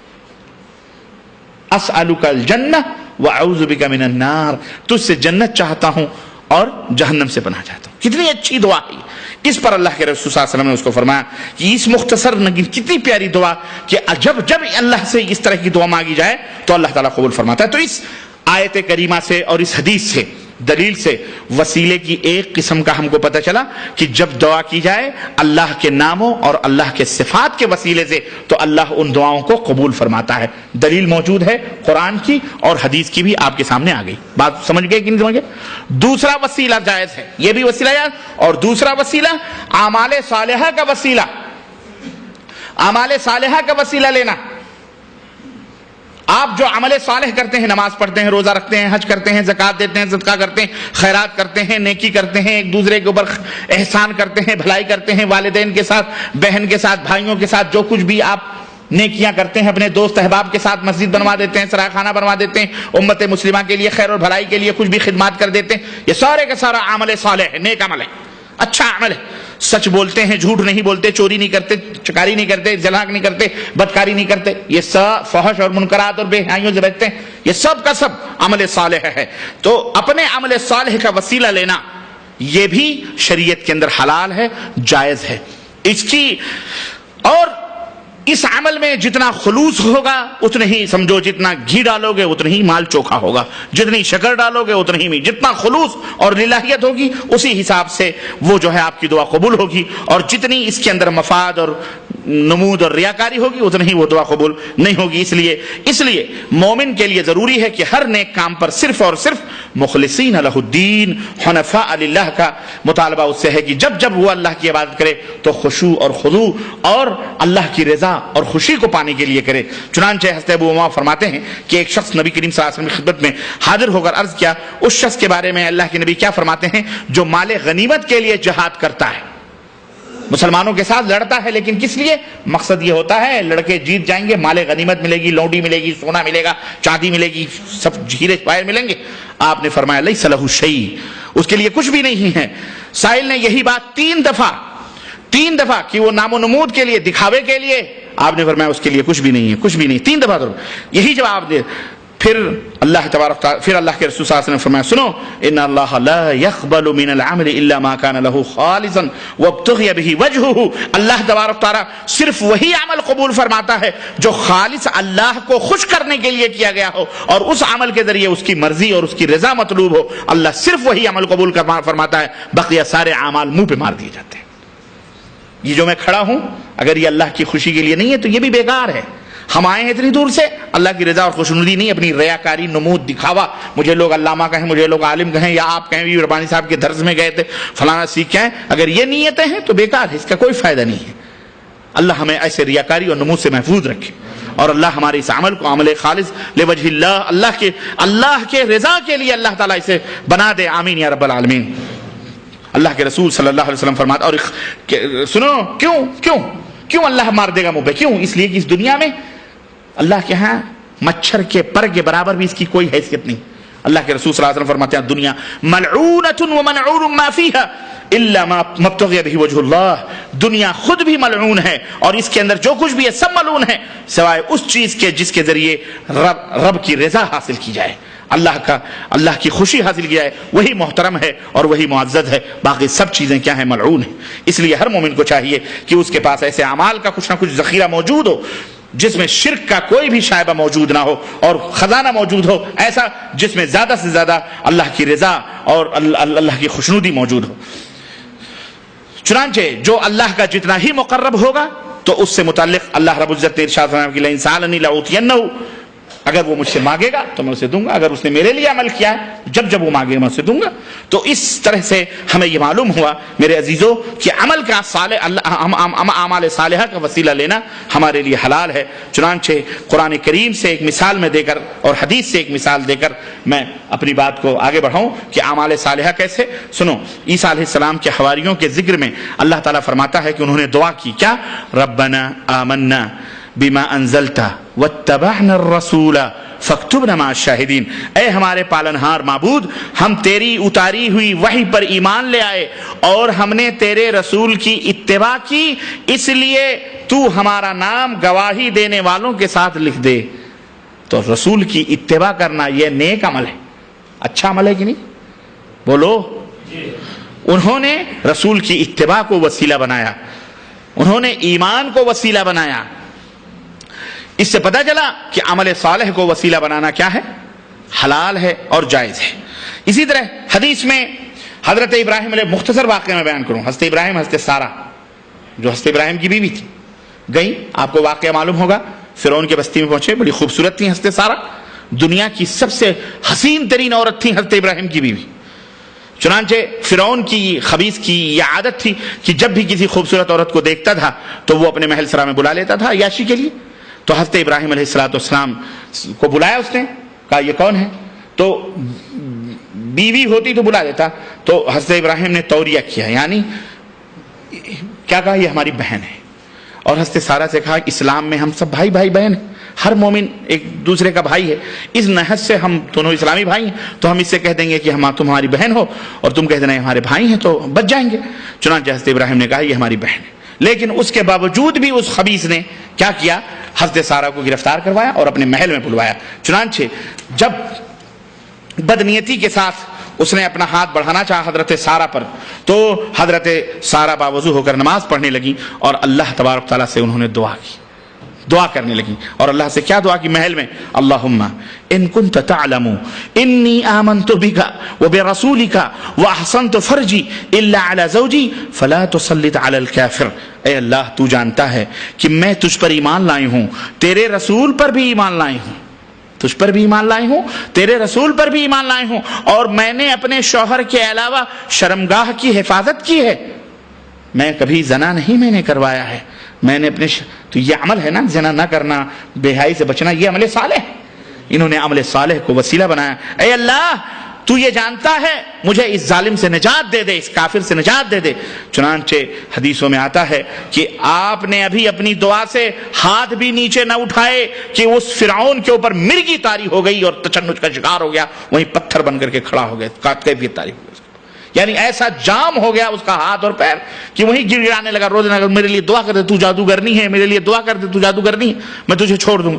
تب انہوں نے اللہ سے دعا کی، پھر اس کو اللہ تعالیٰ نے اس کی اپنی اصلی حیات پہ لوٹا۔ تو یہاں پر دلیل اس بات کی کیا ہے کہ حضرت سارہ نے کیا کہا؟ میں نے تیرے اوپر ایمان لائی ہوں، تیرے نبی پر ایمان لائی ہوں، میں نے اپنی شرمگاہ کو اپنے شوہر کے علاوہ کسی کے لیے حلال نہیں کیا ہے۔ تو عمل صالح کو وسیلہ بنایا تو اللہ تبارک تعالیٰ نے ان کی دعا کو کیا کیا؟ قبول فرمایا۔ تو عمل صالح کو وسیلہ بنانا بھی جائز ہے۔ اور حدیث کی دلیل ایک اور میں آپ کو بتاؤں، اور آپ کو معلوم ہے وہ 3 غار والوں کی روایت آپ سب میں سمجھتا ہوں بچپن میں بھی پڑھے ہوں گے کہ 3 آدمی تھے، غار میں گئے اور غار کا وہ ڈھک گیا، تو انہوں نے کہا، ایک نے کہا میں اپنے ماں باپ کی خدمت کرتا تھا، اللہ مجھے غار پتھر ہٹا دے، پتھر ہٹ گیا۔ دوسرے نے کہا اے اللہ تیری رضا کے لیے میں نے ایک دفعہ ماں باپ کو دودھ پلایا، کیا کہتے ہیں، ایک دفعہ جو ہے میری چچیری بہن تھی، میں اس کے اوپر عاشق تھا، اے اللہ میں تیرے خوف سے میں نے اس کو معاف کر دیا اور میں نے زنا نہیں کیا جبکہ میں زنا کے قریب تھا، اے اللہ ایک آدمی میرے پاس چھوڑ گیا تھا پیسہ، میں نے اس کے پیسے کو بڑھایا تیری رضا کے لیے، پھر میں نے اس کو دے دیا، میں نے اس میں سے کچھ بھی نہیں کھایا، اے اللہ یہ سب تیری رضا کے لیے تھا۔ تینوں نے دعا کی تو اللہ تعالیٰ نے اس غار کے پتھر کو ہٹا دیا، اس طرح سے وہ لوگ اس غار سے باہر نکلے۔ تو یہ دلیل ہے اس بات، یہ صحیح بخاری کی روایت، یہ اس دلیل ہے اس بات کی کہ عمل صالح کو وسیلہ بنانا، بولو جائز ہے. آپ بھی نماز پڑھتے ہو, اے اللہ میں نے فلاں کو صدقہ دیا, خیرات دیا, اے اللہ میں نے آج کی نماز پڑھی ہے, اے اللہ تیری رضا کے لیے کی ہے, اے اللہ میں غریب ہوں, مجھے روزی دے دے, میں بیمار ہوں مجھے شفا دے دے, میرے بچے بیمار. اس طرح سے اللہ سے نمازوں میں اس سے اپنے عمل صالح کا آپ وسیلہ لیں, دعا کریں, آپ کے لیے حلال ہے, جائز ہے, جیسا کہ حدیث سے ثابت ہے. اچھا, تیسری اور آخری چیز کیا ہے جس سے کہ وسیلہ لینا جائز ہے, اور اس سلسلے میں بہت ساری روایات موجود ہیں, وہ ہے نیک اور صالح لوگوں کی دعاؤں کا وسیلہ. نیک اور صالح لوگوں کی, بولو, ہاں, نیک اور صالح لوگوں کی ذات کا وسیلہ نہیں بلکہ ان کی, ہاں, آپ نیک ہیں, صالح ہیں, کوئی نیک آدمی ہے, صالح آدمی آپ کی نظر میں, آپ اس کی دعاؤں کا وسیلہ لیں. یعنی اس کے پاس کہ میں بے اولاد ہوں, مولوی صاحب یا حضرت یا فلانے, اللہ سے دعا کرو کہ اللہ تعالیٰ میرے لیے کیا کرے, مجھے اولاد دے دے, تو اس کی دعا کا وسیلہ لینا ہے, اس کی دعا کا وسیلہ لینا, اور یہ بھی حلال ہے. اور قرآن کریم میں اور احادیث میں اس تعلق سے آیا ہے, بہت ساری روایتیں ہیں, اور اللہ نے خوشخبری بھی سنائی ہے کہ جب بندہ میرا ہو جاتا ہے تو جب بھی وہ مانگتا ہے, جو چیز بھی وہ طلب کرتا ہے, تو میں اس کو عطا فرماتا ہوں. اور جب وہ لازماً جب وہ میری پناہ میں آنا چاہتا ہے تو میں اسے یقیناً پناہ دیتا ہوں. یہ اللہ کے اولیاء کی شان ہے, جو اللہ سے قریب ہوتے ہیں, جب اللہ سے مانگتے ہیں اللہ انہیں عطا فرماتا ہے. تو ایسے نیک اور صالحین سے دعا کی درخواست کرنا جو زندہ ہیں, آپ کے سامنے ہیں, کیا ہے, یہ حلال ہے, جائز ہے. چنانچہ قرآن کریم میں دیکھیے حضرت یعقوب اور حضرت یوسف علیہ السلام کا واقعہ. یوسف کے بھائیوں نے یوسف علیہ السلام کو کیا کیا, زندہ کنویں میں ڈھکیل دیا. المہم ایک زمانہ آیا, سارے جمع ہو گئے, ماں باپ بھائی بہن سب جمع ہو گئے. اور جب یوسف علیہ السلام کے بھائیوں نے دیکھا یہ میرا بھائی ہے جس کو ہم نے کنویں میں ڈھکیلا تھا, آج تو یہ وزیر خزانہ بنا ہوا, اب تو کچھ, تو باپ سے غلطی تو ان سے ہوئی تھی, تو انہوں نے کیا کہا اپنے باپ سے, نبی تھے ان کے باپ, کہتے ہیں یا ابانا استغفر لنا ذنوبنا اننا كنا خاطئین, سورہ یوسف آیت نمبر 97. اے میرے ابا, اللہ سے ہمارے لیے گناہوں کی معافی طلب کر دیجئے, اللہ سے ہمارے لیے گناہوں کی, ہاں, وہ خود بھی کر سکتے تھے لیکن ابا نبی ہیں, نیک ہیں, اے اللہ ہم اے ابا آپ اللہ سے ہمارے لیے معافی مانگیے, کیونکہ آپ اللہ کے نیک بندے ہیں, آپ اللہ سے کہیں گے تو اللہ آپ کی ضرور سنے گا. ایسے لوگوں سے دعا کروانا, ہاں, ایسے لوگوں سے, ہاں, یہ حلال ہے, جائز ہے. اس طرح سے, اسی طرح سے حضرت یعقوب علیہ السلام نے کیا فرمایا, قال سوف استغفر لکم ربی, کہا ہاں اچھا میں جلدی تمہارے لیے اپنے پروردگار سے بخشش مانگوں گا, وہ بہت بخشنے والا اور نہایت ہی مہربان ہے. اسی طرح سے احادیث میں بھی یہ قرآن کی دلیل ہے, اس سے دلیل پتہ چلتا ہے کہ نیک اور صالح لوگوں کی دعاؤں کا وسیلہ لینا, بولو, جائز ہے. حضرت عکاشہ ابن محصن نبی صلی اللہ علیہ وسلم کی خدمت میں بیٹھے ہوئے, ایک لمبی روایت ہے, اللہ کے نبی نے فرمایا ایسے لوگ بغیر حساب و کتاب کے جنت میں جائیں گے, ہماری امت کے 70,000 لوگ بغیر حساب و کتاب جنت میں جائیں گے. حضرت عکاشہ ابن محصن بیٹھے تھے, انہوں نے کہا اللہ کے نبی میرے لیے دعا کر دیجئے کہ میں بھی انہی لوگوں میں سے ہو جاؤں. تو اللہ کے نبی نے کہا انت منہم, میں اللہ سے دعا کرتا ہوں تو بھی انہی لوگوں میں سے. اللہ. اور یہ حضرت عکاشہ ابن محصن کون ہے معلوم ہے, بولو, کوئی نہیں جانتا. عکاشہ ابن محصن بدری صحابی ہیں, جنگ بدر میں شریک تھے. اللہ کے رسول صلی اللہ علیہ وسلم کی خدمت میں جب اللہ کے نبی نے بدر کی پہاڑی پر چھوٹی سی کٹیا بیٹھی اللہ سے دعا کر رہے تھے, لڑتے لڑتے ان کی تلوار ٹوٹ گئی, دوڑے دوڑے پلٹ کے نبی صلی اللہ علیہ وسلم کی خدمت میں آئے, کہنے کہ اللہ کے نبی کافروں کو مارتے مارتے میری تلوار ٹوٹ گئی. اللہ کے نبی نے اسی جھوپڑی سے ایک کھجور کی شاخ کھینچی اور کہا جاؤ لڑو. چنانچہ کہتے ہیں حضرت عکاشہ ابن محصن جب میں وہ ڈنڈی لے کر کے میدان میں کودا تو تیز ترار تلوار بن گئی اللہ کے فضل سے. یہ ہیں حضرت عکاشہ ابن محصن, یہ ہیں, کہتے ہیں زندگی بھر وہ تلوار میرے پاس رہی, پھر دوسرے لوگوں کے پاس رہی, چلتی رہی وہ تلوار, وہ لکڑی تلوار بنی. یہ معجزہ تھا اللہ کے نبی صلی اللہ علیہ وسلم کا, زندہ معجزہ تھا. یہ ہیں اللہ, جب سنا کہ اللہ کے نبی کہتے ہیں 70,000 بغیر حساب و کتاب کے جنت میں جائیں گے, موقع غنیمت سمجھا, کہا اللہ کے نبی میرے لیے بھی دعا کر دو. اللہ کے نبی نے کہا انت منہم, اے عکاشہ تو انہی میں سے. اللہ اکبر, دعا کی درخواست کرنا. ایک دوسرے صحابی کھڑے ہوئے, اللہ کے نبی نے میرے لیے بھی دعا کر دو, میں بھی. تو اللہ کے نبی کہا سبق عکاشہ تم سے بازی لے گئے, عکاشہ تم سے, یہ بزم میں ہے یا کوتاہ دستی میں ہے محرومی, جو بڑھ کر خود اٹھا لے ہاتھ میں مینا اسی کا ہے. یہاں تو محرومی نہیں, دعا مانگ لی خلاص. تو اس سے یہ پتہ چلتا ہے کہ اللہ کے رسول صلی اللہ علیہ وسلم سے صحابہ کرام دعا کی درخواست کرتے تھے.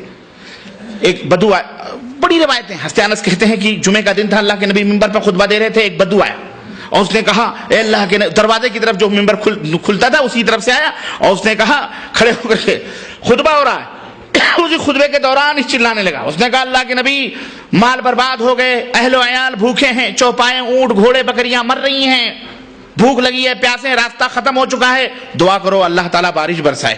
اللہ کے نبی نے جب اس بدو سے یہ باتیں سنی, آپ نے ہاتھ اٹھائے اور کہا اللہم اغثنا, اللہم اغثنا, اے اللہ ہماری فریاد رسی فرما, اے اللہ ہماری فریاد کو پہنچ, اللہم اغثنا, اے اللہ ہماری فریاد کو پہنچ. صحابہ کہتے ہیں ابھی نبی کے ہاتھ نیچے بھی نہ گرے تھے, آسمان پر کوئی بدلی تک نہ تھی کہ آسمانوں پر بدلیوں کی گھنگھور گھٹائیں چھا گئیں اور برسات برسنے لگی, اور اتنی بارش اتنی بارش اتنی بارش ہوئی کہ قسم ہے اللہ کی کہ ہم لوگ بھیگتے بھیگتے اپنے گھروں کو گئے, اور 1 ہفتے تک بارش ہوتی رہی. کتنے؟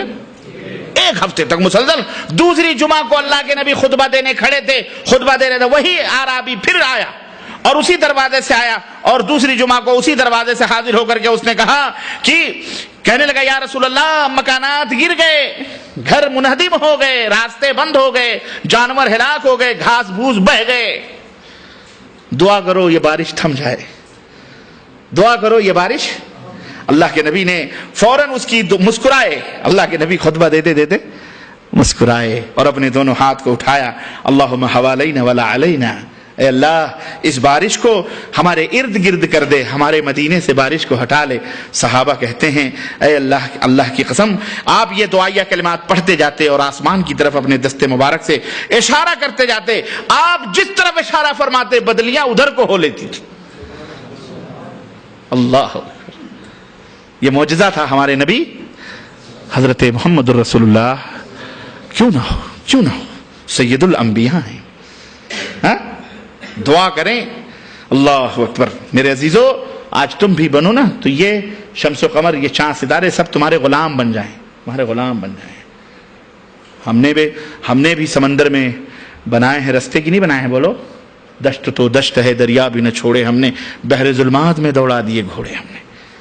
اللہ اکبر. ہم نبی کے غلام ہیں. جب نبی کا تو یہ کہہ رہے ہیں کہ نماز ختم ہوئی, مدینے میں پانی کا ایک قطرہ بھی نہیں گر رہا تھا اور ہم لوگ دھوپ میں گھروں کو اپنے چل رہے تھے. تو یہ اس طرح سے پتہ چلتا ہے, اس سے پتہ چلتا ہے کہ نبی علیہ الصلوۃ والسلام سے دعا کی درخواست کرنا کیا ہے. لیکن آپ کی زندگی میں آپ کی کیوں؟ اس لیے کہ نبی کے وفات کے بعد صحابہ کرام نبی صلی اللہ علیہ وسلم کی قبر کے پاس جا کر کے وہاں نبی سے درخواست نہیں کرتے تھے کہ آپ دعا کرو بارش ہو جائے. حضرت عمر بن خطاب کے زمانے میں قحط سالی ہوئی, خشک ہو گئی زمین, اللہ کے نبی کی قبر کے پاس نہیں گئے مدینے, بلکہ اللہ کے نبی کے چچا زندہ تھے, ان کو لیا اور لے کر کے گئے اور جا کر کے ان سے دعا کی, درخواست کروائی اور اللہ تعالیٰ سے کہا اے اللہ جب تک میرے نبی ہم میں موجود تھے تب تک تو ہم ان سے دعا کرواتے تھے, آج ہمارے نبی ہمیں موجود نہیں, ان کے چچا کو لایا ہوں, اے اللہ ان کی دعا قبول فرما, بارش نازل فرما. حضرت عباس نے دعا کی, اللہ تعالیٰ نے ان کی دعا کو قبول فرمائی. یہ 3 وسیلے ہیں جو جائز ہیں میرے عزیزو, جائز ہیں, اور اس 3 وسیلے لیے جا سکتے ہیں. اس کے علاوہ جتنے بھی دوسرے وسیلے ہیں وہ تمام کے تمام حرام ہیں اور ممنوع ہیں اور شرکیاں ہیں. میں مختصراً 2-3 منٹ میں اپنی بات کو ختم کر دوں تاکہ زیادہ آپ کا وقت نہ لوں میں. یہ پوری خلاصہ یہ ہوا کہ یہ 3 طرح کے وسیلے حلال ہیں. باقی کسی کی ذات کا وسیلہ لینا, کسی کی عظمت اور اس کے رتبے اور مرتبے کا وسیلہ لینا, کسی کے حق کا وسیلہ لینا, کسی کی کوئی غیر موجود ہے, مر چکا ہے, نبی ہو یا رسول ہو یا کوئی بھی ہو, اس کا وسیلہ لینا, یہ تمام کے تمام میرے عزیزو بدعات بھی ہیں, شرک بھی ہیں, حرام بھی ہیں. ان تمام سب چیزوں سے بچنا چاہیے اور ان کی دلیلیں قرآن و حدیث کے اندر موجود ہیں. اس کے لیے اردو زبان میں بہت ساری کتابیں ہیں, چنانچہ علامہ البانی رحمۃ اللہ علیہ کی اور بہت سارے علامہ شیخ محمد بن عثیمین رحمۃ اللہ علیہ کی اور بہت سارے علماء کی کتابیں اردو زبان میں موجود ہیں. آپ اس کو پڑھیں, کیسٹیں موجود ہیں, آپ اس کو سنیں. میں نے یہ چابی دے دی ہے آپ حضرات کو, آپ اس کو کھول کر کے دیکھیں. تو یہ وسیلے کے تعلق سے چند باتیں تھیں. اس میں ایک بات آتی ہے قبروں کی زیارت کی، تو ظاہر ہے کہ آدمی قبرستان کی زیارت کرے. اللہ کے رسول صلی اللہ علیہ وسلم نے فرمایا ہے کہ زور القبور فإنها تذکرکم الآخرہ. جب نبی علیہ السلام نے امت مسلمہ کے ایمان اور عقیدے کو دیکھا، ٹٹولا پختہ ہوئے، پہلے منع کیا تھا قبرستان نہیں جانا، کسی قبر وبر کے پاس نہیں جانا. اللہ کے نبی فرماتے ہیں کنت نہیتکم عن زیارت القبور، قبروں کی زیارت سے میں نے منع کیا تھا، لیکن اب میں تمہیں اجازت دیتا ہوں جاؤ، لیکن اس لیے جاؤ تاکہ مقصد کیا ہو، وہاں تمہیں آخرت یاد آئے.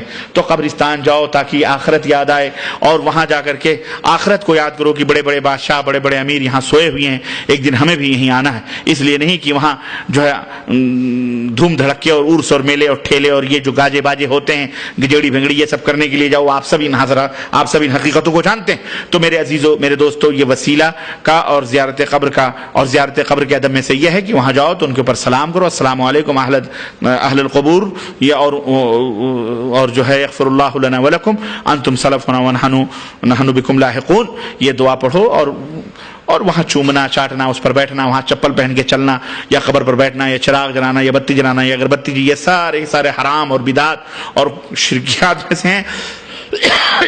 ایسی چیزوں سے توبہ کرو، بچو. اللہ تعالیٰ سے دعا ہے کہ اللہ تعالیٰ ہمیں صحیح طور پر قرآن و سنت پر عمل کرنے کی توفیق عطا فرمائے، اور اللہ عز و جل ہم سب کو قرآن و حدیث پر اپنا ایمان اور عقیدہ درست کرنے کی توفیق عطا فرمائے، اور ہمارے والدین کے اوپر رحم فرمائے، اور ہم سب کے اوپر رحم فرمائے، اور ہمارے ماں باپ اور ہمارے آل اولاد اور ذریات پر اللہ تبارک و تعالیٰ سب کے گناہوں کو معاف فرمائے، اور سب کو جنت الفردوس میں جگہ عطا فرمائے.